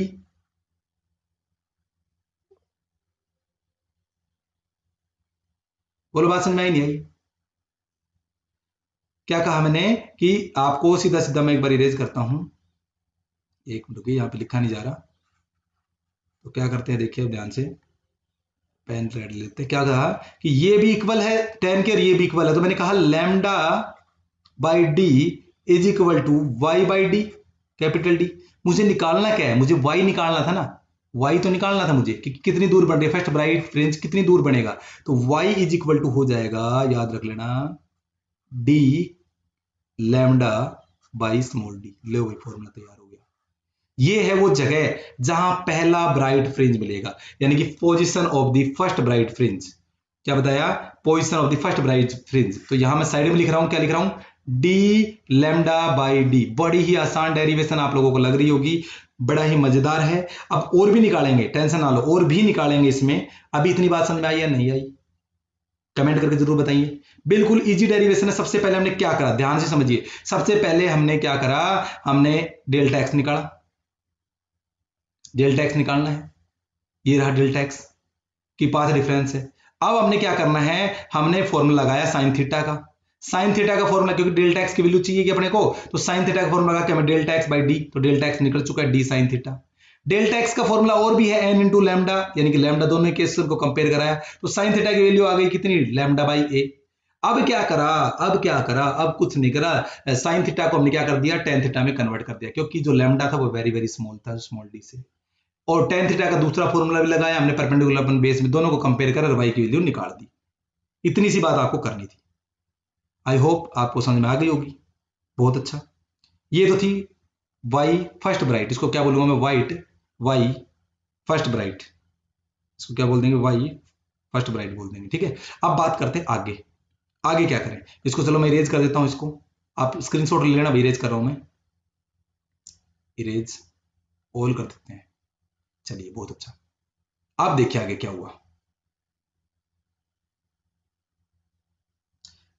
अब क्या करना, हमें निकालनी सेकंड पोजीशन, क्या निकालनी है, सेकंड पोजीशन निकालनी, सेकंड ब्राइट सेकंड, हमें क्या निकालना है, ब्राइट सेकंड निकालना है। यानी कि फर्स्ट तो हमने निकाल दिया, फर्स्ट का फॉर्मूला आपको याद भी होगा, y is equal to d lambda by d. अगर मुझे सेकंड निकालनी है तो डेल्टा एक्स कितना हो जाएगा, जल्दी से कमेंट कीजिए, टू लैम्डा हो जाएगा, याद करिए। मैं डेल्टा एक्स का फॉर्मूला नहीं बताया था आप लोगों को कि delta x is equal to होता है एन इंटू लैम्डा। अगर पहले पिछली बार वाले में पहले का निकाला तो वन रख दिया था, यहाँ पे तो लैम्डा आ गया था खाली। इस बार क्या आएगा, एन की जगह क्या रखूंगा, सेकंड निकालने के लिए टू, थ्री निकालना आता तो थ्री, समझ गए, डेल्टा एक्स, बहुत अच्छा। और डेल्टा एक्स का एक फॉर्मूला और भी था, क्या था, याद करिए, डी साइन थीटा, बोलो था कि नहीं था। तो ये वाली इक्वेशन और ये वाली को कंपेयर करके आप देखो, शॉर्टकट कर रहा हूं मैं, पिछले बार की तरह लॉन्ग कट नहीं। Delta x is equal to two lambda, क्योंकि फॉर्मूला है एन लैम्डा का, और एन की जगह वैल्यू पुट करी, पिछला ही सवाल है लेकिन आप सेकंड पोजीशन निकाल रहे हैं, वैसा ही मेथड है। तो अब मैं शॉर्टकट कर रहा हूं, दोनों को कंपेयर करेंगे तो हो जाएगा two lambda, comparing equation 1 and 2 we get two lambda is equal to D sine theta. फिर मैंने क्या करा था, साइन थीटा की वैल्यू निकाली थी, याद करिए, तो क्या आया था, टू, ठीक है भाई, ये हो गया हमारा डी साइन थीटा, और डेल्टा ये हो गया था टू लैम्डा। इतनी बात समझ में आ गई नहीं आ गई, बोलो। तो हमने किस में कन्वर्ट कर दिया था, d sine theta equal to कितना कर दिया था भाई, टू लैम्डा, बोलो बात समझ में आई नहीं आई। अब हमने जब इसकी वैल्यू को पुट करेंगे तो हमारे पास जो वैल्यू आएगी लैम्डा सेकंड बी की, वो कितना आ जाएगी, two d lambda by d, बोलो आएगी नहीं आएगी, पुट कर लेना। इसको सोल्व करोगे तो साइन थीटा की वैल्यू कितनी आ जाएगी, देखो साइन थीटा की वैल्यू आ जाएगी टू, और लैम्डा बाई डी, ये आ गई साइन थीटा की वैल्यू।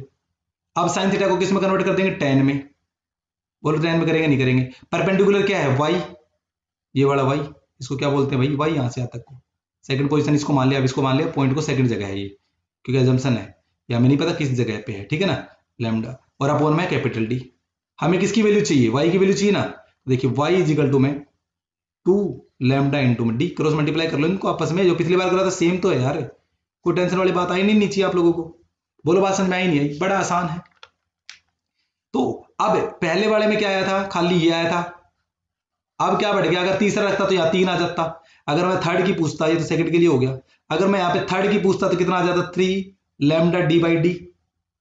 फोर्थ के लिए पूछता तो ये। तो कहने का मतलब क्या हुआ कि जब भी हमें एन ब्राइट फ्रिंजेस निकालनी हो, जब भी हमें ब्राइट फ्रिंजेस निकालनी हो एन कितने भी नंबर के लिए 1 2 3 एन, तो क्या करना है, तो एन लगा दो। डी आएगा ही आएगा, हर में लैम्डा भी आएगा और नीचे स्मॉल डी भी आएगा। तो ये फॉर्मूला तो सब में आ रहा है, देखो दिखा रहा है नहीं आ रहा, डी लैम्डा बाई डी इसमें भी आ रहा है। 3 का निकालोगे तो इसमें भी आएगा। फॉर्मूला सीख गए। क्या करना है, सबसे पहले डेल्टा एक्स की वैल्यू निकालनी डायरेक्ट, सीधी सी बात है, इस फॉर्मूले से पहले पढ़ा चुका हूं। फिर हमें डेल्टा एक्स की वैल्यू निकालनी है, ये फॉर्मूला हमने पढ़ा, डेल्टा एक्स का डी साइन थीटा, ये रहा डेल्टा एक्स, ये है ना डेल्टा एक्स, इसको बोलते हैं डेल्टा एक्स, बताया था, ये रहा थीटा। बोलो समझ में आया नहीं आया, इसका और इसका रिलेशन देखेंगे हम। तो किस में आएगा, साइन में आएगा भाई, sine theta is equal to कितना हो जाएगा, परपेंडिकुलर अपॉन में हाइपोटेनस, तो परपेंडिकुलर कितना है भाई, डेल्टा एक्स अपॉन में हाइपोटेनस कितनी है डी, तो delta x is equal to D sine theta, ये आ गया।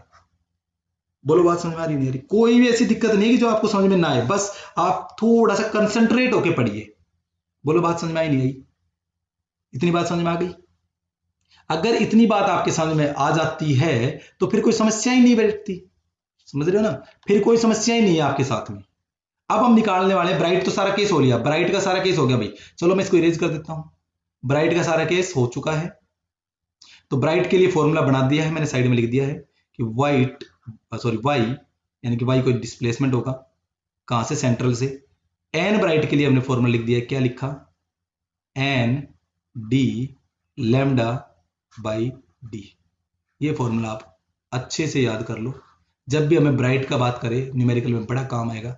एन कोई नंबर है 1 2 एंड 3, वाईडीएससी का सबसे इंपॉर्टेंट फॉर्मूला है, ये बन गया। अब पी तो वेरिएबल है, अब मान लो ये पी पॉइंट है, कोई भी हम कुछ भी मान सकते हैं ना, तो पी एक वेरिएबल है, आपको पता ही है। तो मान लेते हैं ये पोजीशन है हमारे पास, क्या है ये पोजीशन है, और इस पोजीशन को हमने क्या मान लिया, दोबारा से इस पोजीशन को हमने माना वाई। भाई वाई भी कोई जगह ही तो है भाई, इस बार वाई के आगे ब्राइट बी लिख दोगे तो ब्राइट हो गया, डी लिख दोगे तो डार्क हो जाएगा। बोलो बात समझ में नहीं है, या मैंने डार्क लिख दिया, चलो हटाओ, अभी तो वाई रहने दो, बाद में लिख लेंगे। वाई लिख दिया, ये वाई निकालना है अपने को, तो बोलो बात समझ में आ रही नहीं आ रही। तो इतनी सी तो बात आपको करनी है, इसमें क्या दिक्कत आ रही है बताओ, सीधी सीधी बात है। ये लो, ठीक है भाई, यहां से तक वाई है। अब क्या करना है, रूल तो वही है भाई, वहां पे ब्राइट का फॉर्मूला लगाते थे तो वही है, पाथ डिफरेंस देखते हैं मिनिमा के लिए, किसका केस देख रहे हैं, मिनिमा, मिनिमा यानी कि डिस्ट्रक्टिव इंटरफेरेंस। मिनिमा का मतलब क्या बताया, डिस्ट्रक्टिव इंटरफेरेंस। बोलो बात समझ में, क्या बोलेंगे इसको, डिस्ट्रक्टिव इंटरफेरेंस। बोलो बात समझ में आ रही नहीं आ रही, डिस्ट्रक्टिव इंटरफेरेंस। तो उसके लिए पाथ डिफरेंस तो उसके लिए भी चाहिएगा। क्या करे भाई, डेल्टा एक्स तो हमारा गड़बड़ कर रहा है, क्या करे बताओ। तो डेल्टा एक्स का फॉर्मूला याद होगा आप लोगों को, कैसे क्या कैलकुलेशन करी थी, याद आया, lambda by 2, 3 lambda by 2, 5 lambda by 2, यानी कि ओड नंबर में। तो डेल्टा एक्स का फॉर्मूला आपको याद आ गया होगा, क्या था, 2n माइनस का 1, पहली बार करवा रहा हूं ना इस चीज को, तब मैं थोड़ा सा डिटेल में बता रहा हूं, लैम्डा बाई 2, ये फॉर्मूला बन गया डेल्टा एक्स का। इसी प्रकार से डेल्टा एक्स का फॉर्मूला अभी तो बनाया था हमने, डी साइन थीटा,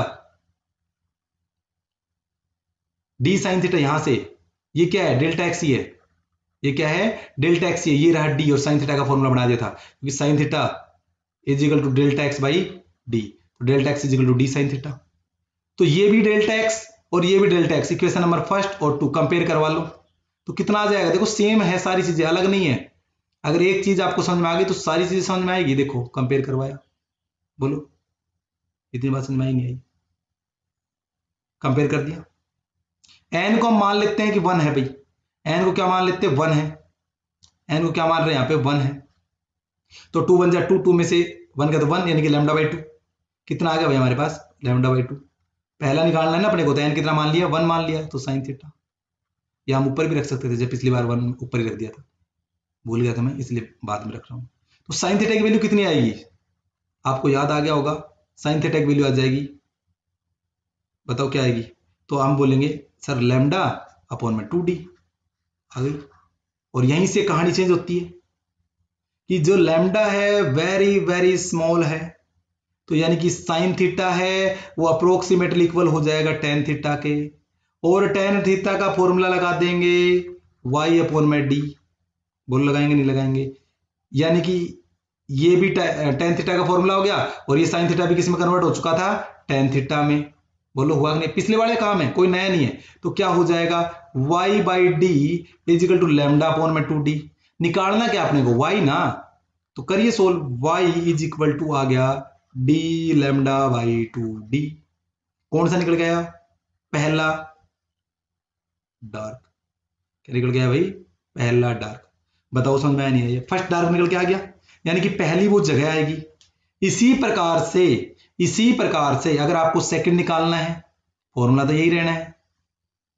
अगर आपको सेकंड निकालना है तो n की जगह क्या लिख दोगे? यहाँ पे 2 लिख देना, या 2 लिख देना। 2 दूनी 4, 4 में से गया तो 3 लैम्डा। कितना आ जाएगा भाई? 3 लैम्डा बाई 2। तो यहाँ कितना आ जाएगा? 3 लैम्डा। यहाँ कितना आ जाएगा? 3 लैम्डा। तो यहाँ कितना आ जाएगा भाई? आई मीन y निकालना है ना, तो क्या हो जाएगा बताओ? y निकालना है तो कितना हो जाएगा भाई? ये जैसे 1 लैम्डा था ना, तो ये हो जाएगा 3 लैम्डा आ जाएगा। पहले आया, बोलो बात समझ में नहीं आई? तो 3 आएगा। अगर इसकी जगह अगला निकालना होता तो फिर 5 आ जाता, तो कितना आ जाता है? यहाँ पे 5 आ जाता। तो कहने का मतलब कि y n डार्क के लिए क्या आएगा? n की जगह क्या लगाना है? 2n माइनस का 1। d इंटू लैम्डा सेम है, और जो ओनली d था इसकी जगह कितना आ जाएगा? ट्वाइस ऑफ d आ जाएगा। बोलो दोनों फॉर्मूले याद हुए कि नहीं हुए? समझ में आ रहा है तो लाइक जरूर कर देना भाई। देखो पूरी गर्मी में गीला हो रखा हूं आप लोगों के लिए, स्पेशली तैयार करा, और n इज इक्वल टू 1 2 3। लंबा वीडियो जरूर होगा, मेरे को पता है। मैं खुद पूरा समझ लो कि गीला हो चुका हूं, पूरा पसीना टटर होने लग गए हैं। ठीक है, लेकिन भाई आप लोग तो पंखे के नीचे देखना है ना। देखो मैं भी तो हूं ना, जो आप लोगों के लिए पूरी गर्मी में तैयार हो रहा हूं। ठीक है भाई, कमेंट करके बताओ भाई कौन कौन वीडियो देख रहा है, एक बार कमेंट करके जरूर बताना। ठीक है भाई, बताओगे ना भाई? सारे बच्चे एक बार कमेंट कर दो, जो जो वीडियो को देख रहा है अपना अपना नाम के साथ में। चलिए बहुत अच्छा, एक्सपेरिमेंट खत्म होने वाला है। ये हो गई यंग डबल स्लिट एक्सपेरिमेंट की कैलकुलेशन कि पहला ब्राइट कहां बढ़ेगा, पहला डिम कहां बढ़ेगा। अब हमसे कुछ भी पूछ ले, इन दो फॉर्मूले को यूज करना है, ऊपर वाले दो फॉर्मूले को यूज करना है, और आपका आंसर तैयार है। बोलो बात समझ में आई या नहीं आई? कुछ भी पूछ ले आप यहां से निकाल दो, न्यूमेरिकल करेंगे ना, आप समझ में आ जाएगा। चलिए बहुत अच्छा, आगे चलते हैं।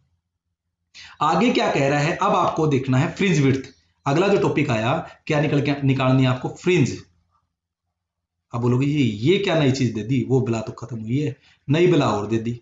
तो भाई फ्रिंज विड्थ होती है, या तो इसको बीटा से रिप्रेजेंट करेंगे या डब्ल्यू से, इस तरह से इसको रिप्रेजेंट करें फ्रिंज विड्थ।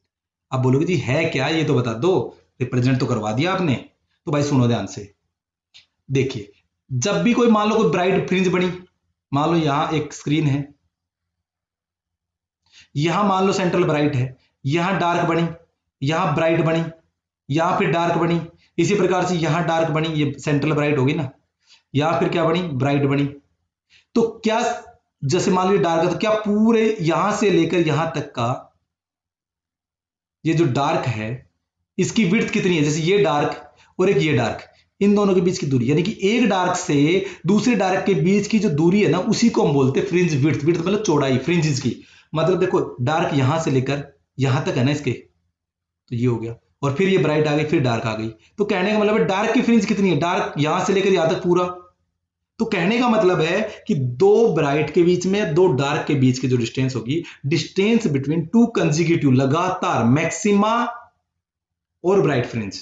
मैक्सिमा का मतलब ब्राइट ही होता है। तो दो ब्राइट फ्रिंज या दो dark, the distance between two minima और dark fringe is called fringe width. Definition लिखवा देंगे, टेंशन ना लो। चलो लिख लो, आप कहोगे क्या लिखोगे? डिस्टेंस बिटवीन टू कंजिक्यूटिव लगातार मैक्सिमा और ब्राइट फ्रिंज। मैक्सिमा को ब्राइट ही बोलते हैं भैया, या इसमें बोल सकते distance between to consecutive minima. Definition आपकी मर्जी कौन सी दो, और डार्क फ्रिंजेस। मिनिमा का मतलब डार्क फ्रिंजेस, इनको फ्रिंजेस बोलते हैं। ये जो दिख रही है इसको फ्रिंजेस बोलते हैं। तो हमने पढ़ा भी कि y n के लिए ब्राइट का फॉर्मूला था, याद कर लो ये फॉर्मूला, n बार बार काम आएगा, d लैम्डा, ये तो पढ़ा था। अपोन में क्या पढ़ा, डी। इसी प्रकार से आपने पढ़ा n, sorry y n bright dark के लिए, सॉरी क्या फॉर्मूला हो जाएगा भाई, बढ़ाया था, ओड नंबर लेना है, इनकी जगह ओड नंबर लेना है, फॉर्मूला वही रहना है, डी लैम्डा अपॉन में 2d। इतनी बात तो आपको समझ में आ रही है, बहुत अच्छा। अब क्या करना है, अब हमें फ्रिंज विड्थ निकालनी है ना, तो देखिए ध्यान से, मैंने क्या कहा, distance between to consecutive maxima और ब्राइट फ्रिंजेस। तो मुझे मान लो सेकंड ब्राइट की, जैसे ये सेंट्रल ब्राइट है, तो मुझे क्या निकालना है, सबसे पहले मैं निकालता हूं, सपोज करो distance between to consecutive maxima निकालता हूं, distance between to consecutive maxima निकालता हूं, क्या निकालता हूं, मैक्सिमा, मैक्सिमा मतलब ब्राइट।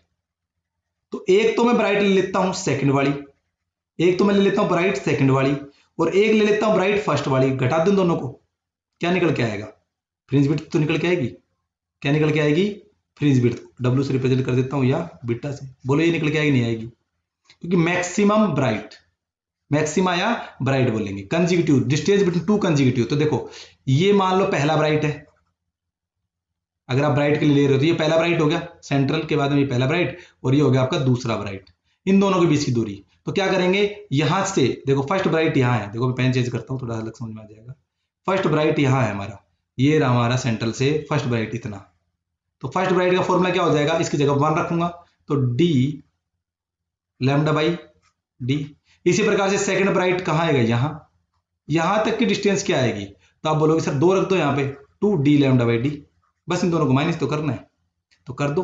तो यहां लिखेंगे 2d lambda by D minus का d lambda by D, LCM क्या आएगा, तो आप बोलोगे sir d, 2d lambda minus का d लैम्डा, कितना लैम्डा डी आया, तो d लैम्डा ही आया, बोलो यही है विड्थ ऑफ द फ्रिंजेस, याद कर लेना formula, width of the fringe का एक फॉर्मूला और नया आ गया, विड्थ ऑफ फ्रिंज। आप बोलोगे जी कौन सी फ्रिंज का, तो ब्राइट का या डिम का, तो अभी तो आप समझ लो ब्राइट का ही है, डार्क का भी बता देंगे, डार्क के लिए अलग फॉर्मूला नहीं आएगा, टेंशन ना लो। तो किसके लिए निकालना है, मैक्सिमा की जगह मिनिमा के लिए निकालना है, किसके लिए निकालना है, मिनिमा के लिए, यानी कि डार्क के लिए, बोलो बात समझ में नहीं आई, तो वही है सेम, मान लो सेकंड डार्क में से फर्स्ट डार्क को घटाना है, और ये क्या निकल के आएगा, बीटा या डब्ल्यू। तो आपको पता है अगर आप सेकंड रख रहे हो ना, तो सेकंड रख दो यहाँ पे, तो 2 रखोगे तो 3d लैम्डा बाई 2d हो जाएगा, फॉर्मूला में रख दो, आपके पास फॉर्मूला ये रहा डार्क के लिए, मान लो यहाँ पे 2 रखा तो 2 दूनी 4, 4 में से गया 3, 3d लैम्डा बाई 2d नहीं आ जाएगा थर्ड के लिए। इसी प्रकार से फर्स्ट के लिए रखना है तो 1 रखो, 2 में से गया तो 1, तो कितना आ गया भाई, d लैम्डा बाई 2d, कुछ भी रख लो आप, किसी का भी निकालना हो, तो इसको जब सोल्व करोगे तो 2d एलसीएम आ जाएगा, 3d लैम्डा में से 1d लैम्डा चला गया, तो 2d लैम्डा कट गया, कितना है भाई, d लैम्डा बाई डी, पहले कितना आ रहा था, पहले d लैम्डा बाई डी, और अभी भी कितना आ रहा है, d लैम्डा बाई 2। तो यानी कि कहने का मतलब चाहे ब्राइट का पूछ ले, चाहे डार्क का पूछ ले, चाहे ब्राइट का पूछ ले, चाहे डार्क का पूछ ले, दोनों का आंसर क्या आना है, सेम आना है। तो इस बात से कंफ्यूजन नहीं होना, क्योंकि फ्रिंज बिट तो सेम रहेगी, क्योंकि इसकी डेफिनेशन बताइए मैंने, 2 कंसेक्यूटिव यानी कि लगातार मैक्सिमम, यानी कि 2 लगातार ब्राइट फ्रिंजेस की, जैसे कि पहली ब्राइट फ्रिंजेस यहाँ आप देखोगे तो ये B1 हो गई, फिर B2 हो गई, ठीक है, तो इतनी बात आपको याद रखनी है। चलिए बहुत अच्छा, समझ में आ रहा है, अभी कमेंट करके जरूर बताना है। तो आपके पास सीधा सीधा फॉर्मूला आप नोट डाउन कर सकते हो कि फ्राइन ब्रिज का फॉर्मूला क्या होगा भाई, अगर नहीं आ रहा हो तो कमेंट करके बताना। तो आप सीधा सीधा फॉर्मूला लिख देना, क्या, बीटा और W D lambda by D, किसका फॉर्मूला है, ये डार्क बोल दो या क्या बोल दो भाई, ब्राइट बोल दो, ठीक है, फ्रिंजेस के लिए, और दोनों की जो साइज होगा यानी कि इक्वल होंगी भाई, इक्वल थिकनेस होगी इनकी, तो दोनों का साइज होगा कैसा रहेगा, इक्वल रहेगा, ये कंफ्यूज नहीं होना है, ठीक है भाई, बहुत अच्छा, समझ में आ गया। चलो अब कर लो कुछ न्यूमेरिकल्स, न्यूमेरिकल्स कर लेते हैं। फर्स्ट न्यूमेरिकल आपके सामने ला रहा हूं मैं, पहला न्यूमेरिकल देखिए क्या है, यहां से करना शुरू करते हैं, ध्यान से समझिए कि डी आपके पास गिवन है 1 mm का, क्योंकि मैंने आपको पहले बता दिया था कि mm में मिलेगा, डी आपके पास है मान लो 0.5 मीटर का, और लैम्डा आपके पास है 5000 एंगस्ट्रॉम का। भाई क्या बोल रहा है, find the separation, find the separation between seventh maxima, ध्यान से समझना भाई, seventh maxima and 11th maxima, क्या बात है, सॉरी 11th मैक्सिमा और ये मिनिमा है, सॉरी 11th मिनिमा, ध्यान देना भाई, ये minima on the same side, on the same side, on the same side of central maxima. मतलब ये हो गया कि ये हो गया आपका सेंट्रल ब्राइट, सेम साइड का मतलब यहां मान लेता हूं मैं सेवंथ मैक्सिमा है, तो यहीं कहीं मिलेगा आपका क्या 11th मिनिमा भी तो यहीं मिलेगा ऊपर की साइड में, मतलब मुझे ये निकालना है। तो सिंपल सी बात है, कोई आसान हार्ड चीज नहीं है। पेन चेंज कर लेते हैं ब्लू कलर का, देखिए क्या होगा, सॉल्यूशन करते हैं। तो आपको पता है y आपको सेवंथ ब्राइट निकालना है, तो फॉर्मूला याद ही होगा आपको एन डी, आई होप कि आपने फॉर्मूला याद कर लिए होंगे, डी नहीं तो आप थोड़ी देर में याद कर लेना, साथ रखना है ना इनकी जगह, 7 डी लैम्डा बाई डी। इसी प्रकार से आपसे बोला है डार्क के लिए, 11th डार्क के लिए, तो डार्क का फॉर्मूला भी याद होगा आपको 2n माइनस का 1, बोलो क्या आगे, डी इंटू लैम्डा अपॉन में 2d। अब देखिए आगे, अगर 11 रखूं तो 11 दूनी 22, 22 में से 1 गया तो 21, यानी 21 डी लैम्डा बाई 2d। बोलो बात समझ में नहीं, हमें निकालना क्या है, सेपरेशन निकालना है ना, क्या निकालना है अपने को, सेपरेशन। तो सेपरेशन निकालने के लिए क्या करना पड़ेगा, घटाना पड़ेगा, तो यानी कि सेपरेशन निकालने का फॉर्मूला तो आपको पता ही है, घटाना पड़ता है, ज्यादा कौन सा बड़ा कौन सा, ये आगे यही मिलेगा। तो इसमें से 21 डी लैम्डा बाई 2d में से अगर मैं 7 डी लैम्डा बाई डी को माइनस कर दूंगा, तो एलसीएम लेके सोल्व करो इसको, कितना आ जाएगा 2d एलसीएम आ जाएगा, 2d एलसीएम आने के बाद में यहां तो आ जाएगा कितना 21 डी लैम्डा और कितना, ये कितना था भाई 2d था ना, डी से डी कट गया 2, 7 दूनी 14 डी लैम्डा, आप समझ रहे होंगे, घटाओगे तो 14 और 7 कितना होगा 21, 7 डी लैम्डा अपॉन में 2d। डी की वैल्यू आपको पता है, लैम्डा की वैल्यू आपको पता है और स्मॉल डी की वैल्यू भी आपको पता है, सब कुछ गिवन है, लेकिन यूनिट सबकी सेम लेनी है। तो डी आप लोगे ना तो कितनी लोगे भाई, 1 mm में है तो -3 मीटर कर देना, क्योंकि 1000 से डिवाइड करना पड़ेगा। इसी प्रकार से लैम्डा आपका दे रखा है कितना 5000 एंगस्ट्रॉम, तो उसको 10 की पावर -10 मीटर में कर लेना। इसी प्रकार से आपसे कैपिटल डी दे रखी है, वो तो 0.5 दे रखी है, मीटर में ही है, तो सबकी यूनिट एक होनी चाहिए भाई। और अब यहाँ वैल्यू पुट करना और आप आंसर कमेंट करके बता सकते हैं, तो सभी आंसर कमेंट करना, ठीक है भाई, निकले तो चलो मैं इसका आंसर अभी चलो बाद में बता देंगे, आप आंसर कमेंट करना, फिर मैं आपको बताऊंगा कि फर्स्ट क्वेश्चन का आंसर क्या, आप कमेंट कर देना कि सर पहले का आंसर क्या होगा, आप सोल्व करके अपना कमेंट कर देना सर पहले का आंसर ये है, उसके बाद मुझे याद दिला देना, मैं आपको कमेंट करके बता दूंगा। चलिए बहुत अच्छे, चलते नेक्स्ट क्वेश्चन पे चलते हैं भाई, मजा आया, अच्छा क्वेश्चन था। इसी प्रकार से क्वेश्चन आ जाते हैं आपके, तो इसमें कोई बड़ी बात नहीं है न्यूमेरिकल्स करने में, बस आपको कंसेप्ट अगर आपने अच्छे से सीखा है तो कोई दिक्कत नहीं आएगी, अगर आपने अच्छे से सीख लिया तो कंसेप्ट को, बस कोई दिक्कत वाली बात नहीं होगी। चलो क्वेश्चन नंबर दूसरा क्या है, देखो आसान ही है, क्या करना है वो देखिए। कहता है क्वेश्चन नंबर 2 कि स्मॉल डी है वो है 1 mm, कैपिटल डी है वो है 0.5 mm, सॉरी मीटर है, mm नहीं है, मीटर में आएगा ये, मीटर में, ठीक है, एंड लैम्डा है वो है 5000 एंगस्ट्रॉम, ध्यान से समझिए भाई। फाइंड द, अब बोलो सर सारी चीज तो सेम दे दी, बिल्कुल सेम दे दी, कोई दिक्कत नहीं है। Find the separation between second maxima and third maxima, क्या बताया, सेकेंड मैक्सिमा और third maxima on the opposite side, उस साइड उस बार अलग था, इस बार अलग, on the opposite side of central maxima.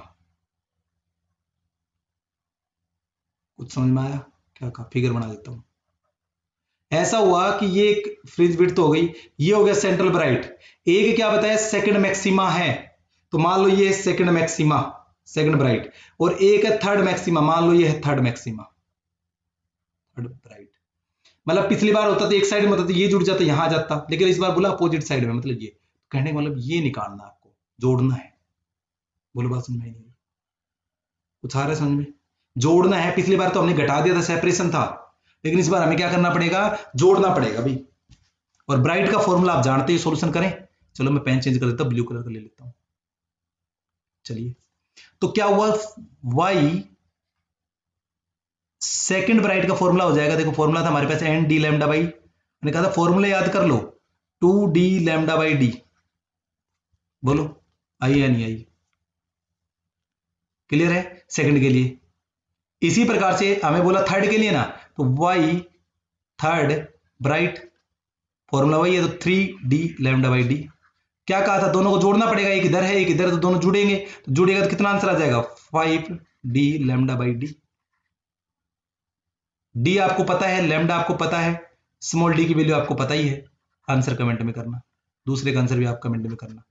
बोलो बात समझ में नहीं? यही है सेपरेशन दोनों के बीच का, निकल के आ गया सेपरेशन, जोड़ के निकलेगा क्योंकि अपोजिट साइड में है। बोलो बात समझ में आ रही है नहीं आ रही? आई होप बढ़िया समझ में आ रहे होंगे आप लोगों को। कोई भी दिक्कत नहीं, अगर आपको कंसेप्ट में डाउट है तो भी कमेंट कर सकते हैं। और जिन बच्चों ने अभी भी लाइक नहीं करा, लाइक कर लो। चैनल को सब्सक्राइब नहीं करा, चैनल को सब्सक्राइब भी कर लो, ताकि जैसे वीडियो डाले आपके पास नोटिफिकेशन पहुंच जाए। नीचे रेड कलर का आइकन है, कई बच्चे कहते हैं हमारे पास वीडियो नहीं पहुंच रही, तो बेटा आप बेल आइकन को जरूर दबा ले, रेड कलर के बटन को दबा के। उससे क्या होगा कि आपको वीडियो जल्दी से जल्दी मिलेगी। औरों की तरह नहीं है कि आपके पास लिंक भेजा जाएगा या लिंक से ही देखोगे, नहीं, आप खुद देख सकते हो जैसे वीडियो डालोगे। चलिए भाई, क्वेश्चन नंबर 3 आपके सामने है। If the separation between second maxima, ध्यान समझिए भाई, second maxima and fourth maxima, लो भाई, second maxima and fourth maxima on the side of the central maxima, या लिख देना ऑन द साइड ऑफ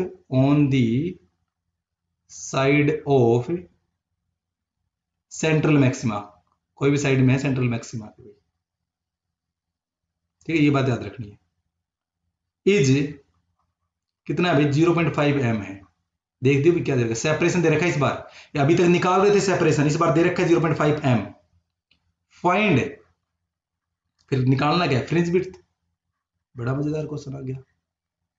इसी तरह के पेपर में आ जाते हैं क्वेश्चन और हम छोड़ के आ जाते हैं।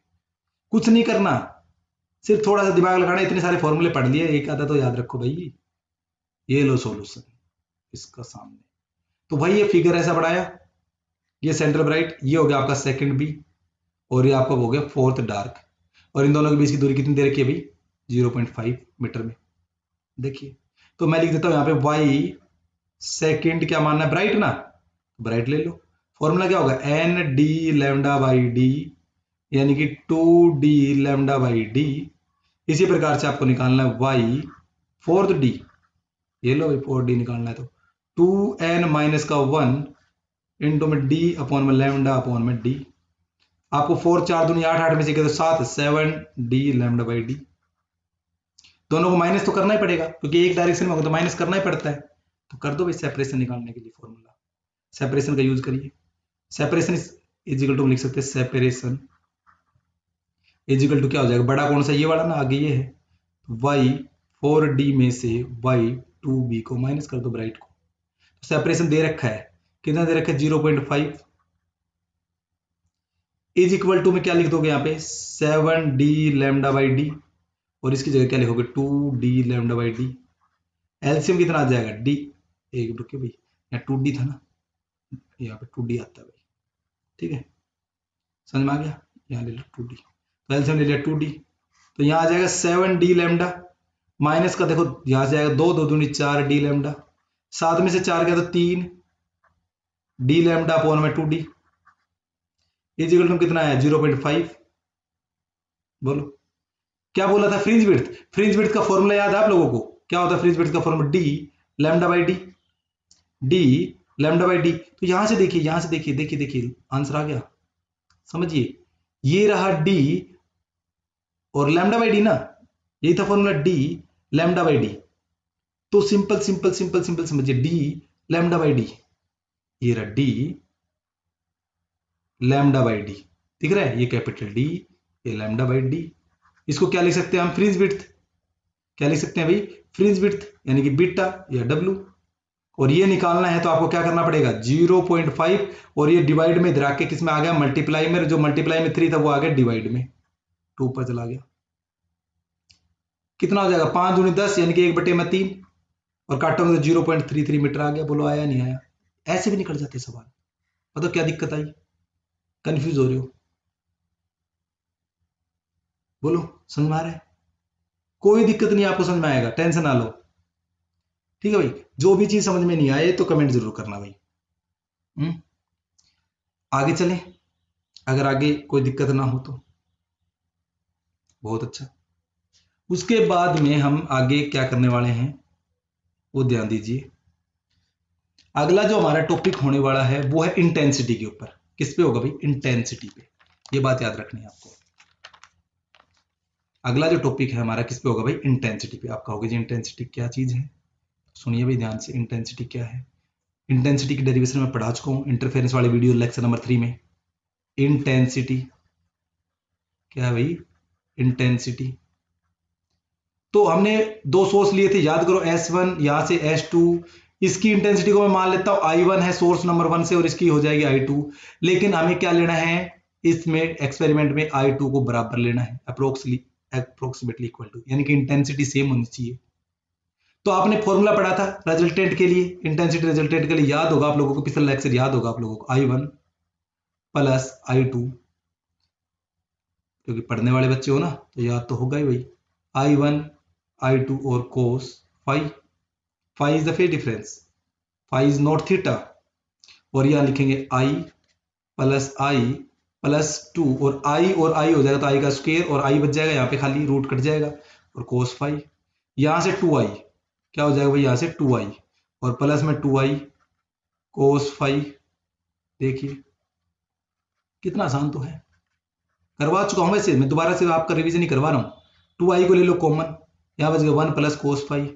और मैंने आपको बताया था कि जब भी आपका फॉर्मूला मिल जाए 1 प्लस कोस फाई तो उसका फॉर्मूला हो जाएगा 2 कोस स्क्वायर 5/2। यहां रख दो 2I और इसकी जगह क्या लिख दोगे, 2 कोस स्क्वायर 5/2। ये हो गया इंटेंसिटी ऑफ आर। कितना आया भाई answer, 4I cos square 5/2 intensity of are resultant. यही तो है फॉर्मूला। बोलो बात समझ में नहीं आई। तो कहने का मतलब इसी इसको, ये क्या है भाई, फाई क्या है, फेज डिफरेंस। क्या है ये, फेज डिफरेंस, ये याद रखना है क्या है, फेज डिफरेंस। बात समझ में आई। चलो इसको भी हम कंस्ट्रक्टिव डिस्ट्रक्टिव के अकॉर्डिंग बांटते हैं कि मान लो हमारे पास वैल्यू क्या आई थी, मैं एक बार पेन चेंज कर देता हूं, दूसरा रेड रेड से अच्छा नहीं लगेगा फिर आपको। तो हमारे पास फॉर्मूला निकल के आया इंटेंसिटी आर का, क्या निकल गया है, 4I कोस स्क्वायर 5/2। इतना ही तो है। अब इसको 2 पार्ट्स में डिवाइड करते हैं। एक, अगर मान लो आपका कंस्ट्रक्टिव इंटरफेरेंस होता है तो एक आपका डिस्ट्रक्टिव इंटरफेरेंस होता है, डी फॉर डिस्ट्रक्टिव। तो कंस्ट्रक्टिव इंटरफेरेंस में मैक्सिमा होगा, यानी कि आपका ब्राइट बनेगा, आप समझ सकते हो, और डिस्ट्रक्टिव में आपका मिनिमा होगा और उसमें डार्क बनेगा। इतनी बात तो आपको पता ही होगी, कितनी देर से बता रहा हूं। इसके लिए क्या होता है, फाई हमने बताया था आपको कितने डिग्री का होना चाहिए, 0 डिग्री का, और इसमें फाई कितने डिग्री का होना चाहिए, पाई का। बोलो अगर आपका फाई 0 डिग्री का है तो क्या बढ़ेगा भाई, इंटेंसिटी में आपका मैक्सिमम बढ़ेगा, बिल्कुल फाई 0 डिग्री का है। और यहां कितना होना चाहिए, फाई डार्क के लिए पाई होना चाहिए। तो अगर आप फाई 0 डिग्री रखते हो तो इंटेंसिटी बोली कितनी आएगी, तो इंटेंसिटी आएगी, ये देखो कोस 0, कोस 0 की वैल्यू हो जाएगी 1, तो यानी कि क्या है आंसर 4I। और यहां रखते हो 180, पाई का मतलब 180, 180 रखते हो तो याद है कोस 180 की वैल्यू 0। अगर ये 0 तो पूरा का पूरा 0 और ये सारा का सारा 0, तो यानी कि इंटेंसिटी रिजल्टेंट कितनी आ जाएगी, 0। तो यानी कि आपको याद हो गया होगा डिस्ट्रक्टिव इंटरफेरेंस में इंटेंसिटी कितनी हो जाती है, 0, और कंस्ट्रक्टिव इंटरफेरेंस हो जाती है 4 गुना। मतलब कि 2 जब सोर्स आई थी ना, हमने बताया था यहाँ पे, और वो ऐसे जाती है और वैसे से मिल जाती है ना, तो स्लिट में से ये सेंटर पॉइंट, तो यहां से इंटेंसिटी आई, यहां से इंटेंसिटी आई, तो यहाँ कितनी होनी चाहिए, 2I, लेकिन 2I नहीं होती, कितनी होती है, 4I होती है भाई। बात समझ में आ गई, क्योंकि 5 0 की कहानी थी वो, ये वाला जो है जब 5 0 है। बोलो बात समझ में नहीं है। तो ये जो चीज है 4 गुना बढ़ जाती है, ऐसा कंडीशन होते है, ब्राइट इंटेंसिटी बढ़ जाती है। और इसमें इंटेंसिटी कितनी हो जाती है, 0 हो जाती है, मतलब थी इंटेंसिटी लेकिन फिर भी क्या हो गई, खत्म हो गई। बोलो बात समझ में नहीं आई? तो हम इसको समझ लिया, लैम्डा की लैंग्वेज में भी समझे, तो लैम्डा की लैंग्वेज में भी समझ लेंगे इसको। चलो मैं फिगर दिखाता हूं आपको, फिगर देख लो इसकी इंटेंसिटी के। ठीक है, अभी बताया था यहां पे मैक्सिमम में 4 इंटेंसिटी होगी, जो इनिशियल है उसकी 4 टाइम्स। फिर हमने कहा था पाई पे 0 हो जाएगी, देखो ये पाई पे 0। फिर माइनस का पाई पे भी तो 0 ही होगी, पहले पाई का ले लो, फिर 3 पाई का ले लो, फिर 5 पाई का लोगे, कितना होगा 0 इंटेंसिटी, 0 0 0। इसी प्रकार से 0 पे 2 पाई पे एंगल की भाषा में बात करें, 4 पाई पे क्या होगी, मैक्सिमम होगी, देखो मैक्सिमम जा रही है, तो हमने इसको मिलाया इस प्रकार से, इनको जोड़ दिया इस प्रकार से, देख रही होगी आप लोगों को। इसी प्रकार से माइनस में भी सेम प्रोसेस है। तो यानी कि आपको एंगल की लैंग्वेज में बोला जाए तो 5 पाई, 3 पाई और 5 पाई, यानी कि ओड मल्टीपल में, ओड में आपको अभी बताया था, ओड में क्या होगा भाई, इंटेंसिटी 0 होगी, यानी कि डार्क क्या बनेगी, डार्क। पाई में 2 पाई में भी नहीं बताया था, पाई में याद करो यार, अभी 1 मिनट पहले तो बताया था कि क्या बताया था आपको कि मिनिमम के लिए फाई इक्वल टू कितना होना चाहिए, पाई। तो आई इंटेंसिटी क्या आई थी, मिनिमम आई थी, कितनी आई थी, 0। तो पाई का जितना भी मल्टीपल है, पाई ओड मल्टीपल 3 पाई 5 पाई उसमें। और अगर बात करें उसमें तो आपको बता दिया था फाई कितने डिग्री का था, 0 डिग्री का, कितना था, 0 डिग्री का, 0 का ना, तो 0 लगा लो, 0 के बाद में 2 पाई लगा लो, 2 पाई के बाद में 4 पाई लगा लो, 4 पाई के बाद में 6 पाई लगा लो, उसमें क्या रहेगी, मैक्सिमम रहेगी। अगर इन पॉइंट्स को आपस में मिला दोगे, मान लो एक लाइन है ऐसे, और यहाँ मिनिमम, फिर यहाँ पे मैक्सिमम, फिर यहाँ पे मिनिमम, तो कुछ इस या मैक्सिमम, तो ऐसे करके ऐसे ऐसे वेव नहीं बन जाएगी, समझ रहे होंगे, ऐसे करके वेव बन जाएंगे। तो ये वेव बना रही है, मैंने आपको बनी बनाई दिखाती है, समझ में आ गई होगी। ये तो थी फेज एंगल की लैंग्वेज में, पाई की लैंग्वेज में। अब देखिए ये है लैम्डा की लैंग्वेज में, अगर आपको इंटेंसिटी मैक्सिमम चाहिए तो एंगल कितना होना चाहिए, लैम्डा। आप कह सकते हो यहाँ पे लैम्डा बाई 2, जो मिनिमम आ रही है तो कितना हो गया, लैम्डा बाई 2। यहां कितनी आ जाएगी, 3 लैम्डा बाई 2। यहां कितनी आ जाएगी, 5 लैम्डा बाई 2। और मैक्सिमम के लिए कितनी आ जाएगी, यहाँ पे मैक्सिमम देखिए, ये मैक्सिमम है, मैक्सिमम के लिए आ जाएगा लैम्डा, मैक्सिमम के लिए क्या आ जाएगी यहाँ पे, लैम्डा।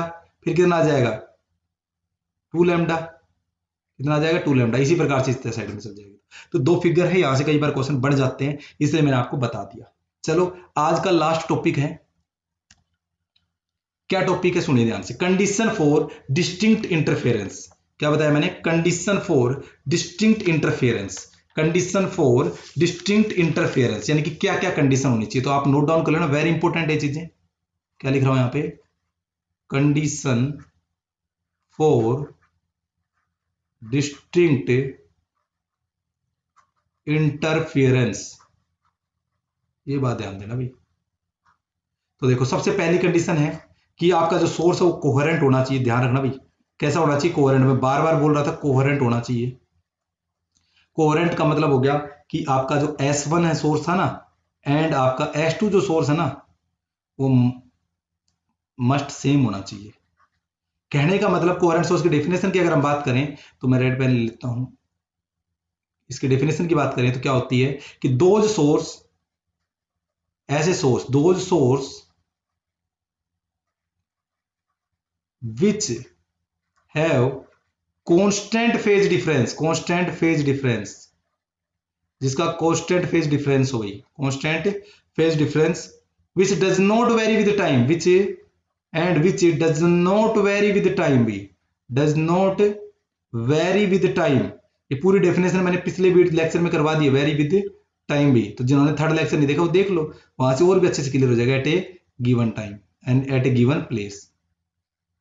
पूरा कंसेप्ट बताया था कोहेरेंट का। तो मैं अब इतना बताऊंगा कि आपका क्या होना चाहिए, कोहेरेंट सोर्स होना चाहिए, और बता दिया कि वो कौन से होते हैं जिनका फेज डिफरेंस यानी कि डब्ल्यू है वो क्या होता है, सेम होता है भाई, ओमेगा। चलो दूसरे नंबर की प्रॉपर्टी पढ़ लेते हैं। दूसरा कहता है कि frequency of both light source must be same. तो फ्रीक्वेंसी है ना, frequency of both light source, इसलिए तो हमने एक लाइट सोर्स से दो बनाए थे, दो स्लिट बनाई थी, यहां पे एक सोर्स लिया, यहां से गई कन्वेक्स लेंस से, और यहां एक स्लिट बना दी थी, याद करिए, दो बढ़ गई ना, तो इसलिए दोनों की फ्रीक्वेंसी सेम रहेगी फिर तो frequency of both light source, अगर आप अलग अलग लेते हो तो अलग अलग से पॉसिबल नहीं होता है, फिर सोर्स मस्ट बी सेम। अगर अलग अलग लेते हो तो सेम होनी चाहिए, जो कि पॉसिबल नहीं हो पाती है, इसलिए हम 1 से 2 बनाते हैं। F1 यानी कि फ्रीक्वेंसी दोनों की इक्वल होनी चाहिए, ओमेगा दोनों का इक्वल होना चाहिए, तो ऑटोमेटिक आपकी जो फ्रीक्वेंसी इक्वल हो गई, तो ये सारी चीजें इक्वल हो गई, कोहेरेंट भी हो गया। चलिए बहुत अच्छा, इरेज कर दें। दो प्रॉपर्टी आप नोट कर लेना, इनको अच्छे से करना है आपको, ऐसे नहीं है कि टाइम पास में कर लिया, क्योंकि यहां से पेपर में क्वेश्चन पड़ जाएंगे आपसे। चलिए भाई, अगला है एम्पलीट्यूड।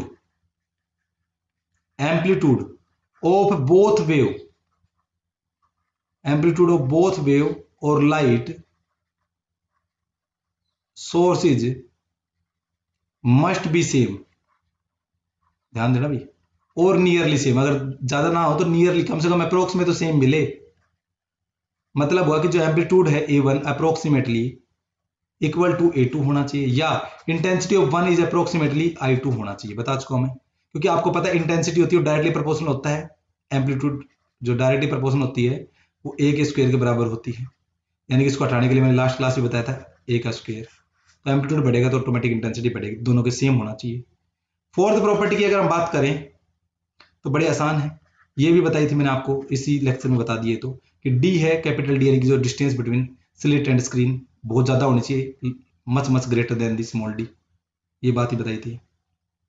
और एक बात तो याद रखना, स्लिट का डायमेंशन, एक चीज और नोट करना, कि स्लिट का डायमेंशन, जो स्लिट की डायमेंशन है ना, यानी कि साइज है जो आप होल ले रहे हो का डायमेंशन, लाइट की वेवलेंथ के आसपास लेना है, लाइट की वेवलेंथ के आसपास, लाइट की वेवलेंथ बहुत छोटा लेना है, लाइट की वेवलेंथ छोटी होती है ना, वेवलेंथ के आसपास लेना है आपको। स्लिट का जो डायमेंशन है वो वेवलेंथ के लाइट के आसपास लेना है, लाइट की वेवलेंथ के आसपास लेना है, ये बात याद रखनी है, आसपास छोटा लेना है, मतलब कहने का। पांचवा लास्ट प्रॉपर्टी आज की, सोर्स कैसा लेना है, तो आप बोलोगे सर मोनोक्रोमेटिक लेना है। कैसे लेना है, मोनोक्रोमेटिक लेना है। क्लियर होगी, तो monochromatic light should be used, क्योंकि मोनोक्रोमेटिक का मतलब होता है सिंगल कलर, मोनोक्रोमेटिक का मतलब होता है सिंगल कलर, जैसे कि आपका violet, indigo, blue, green, yellow, orange, कोई भी एक।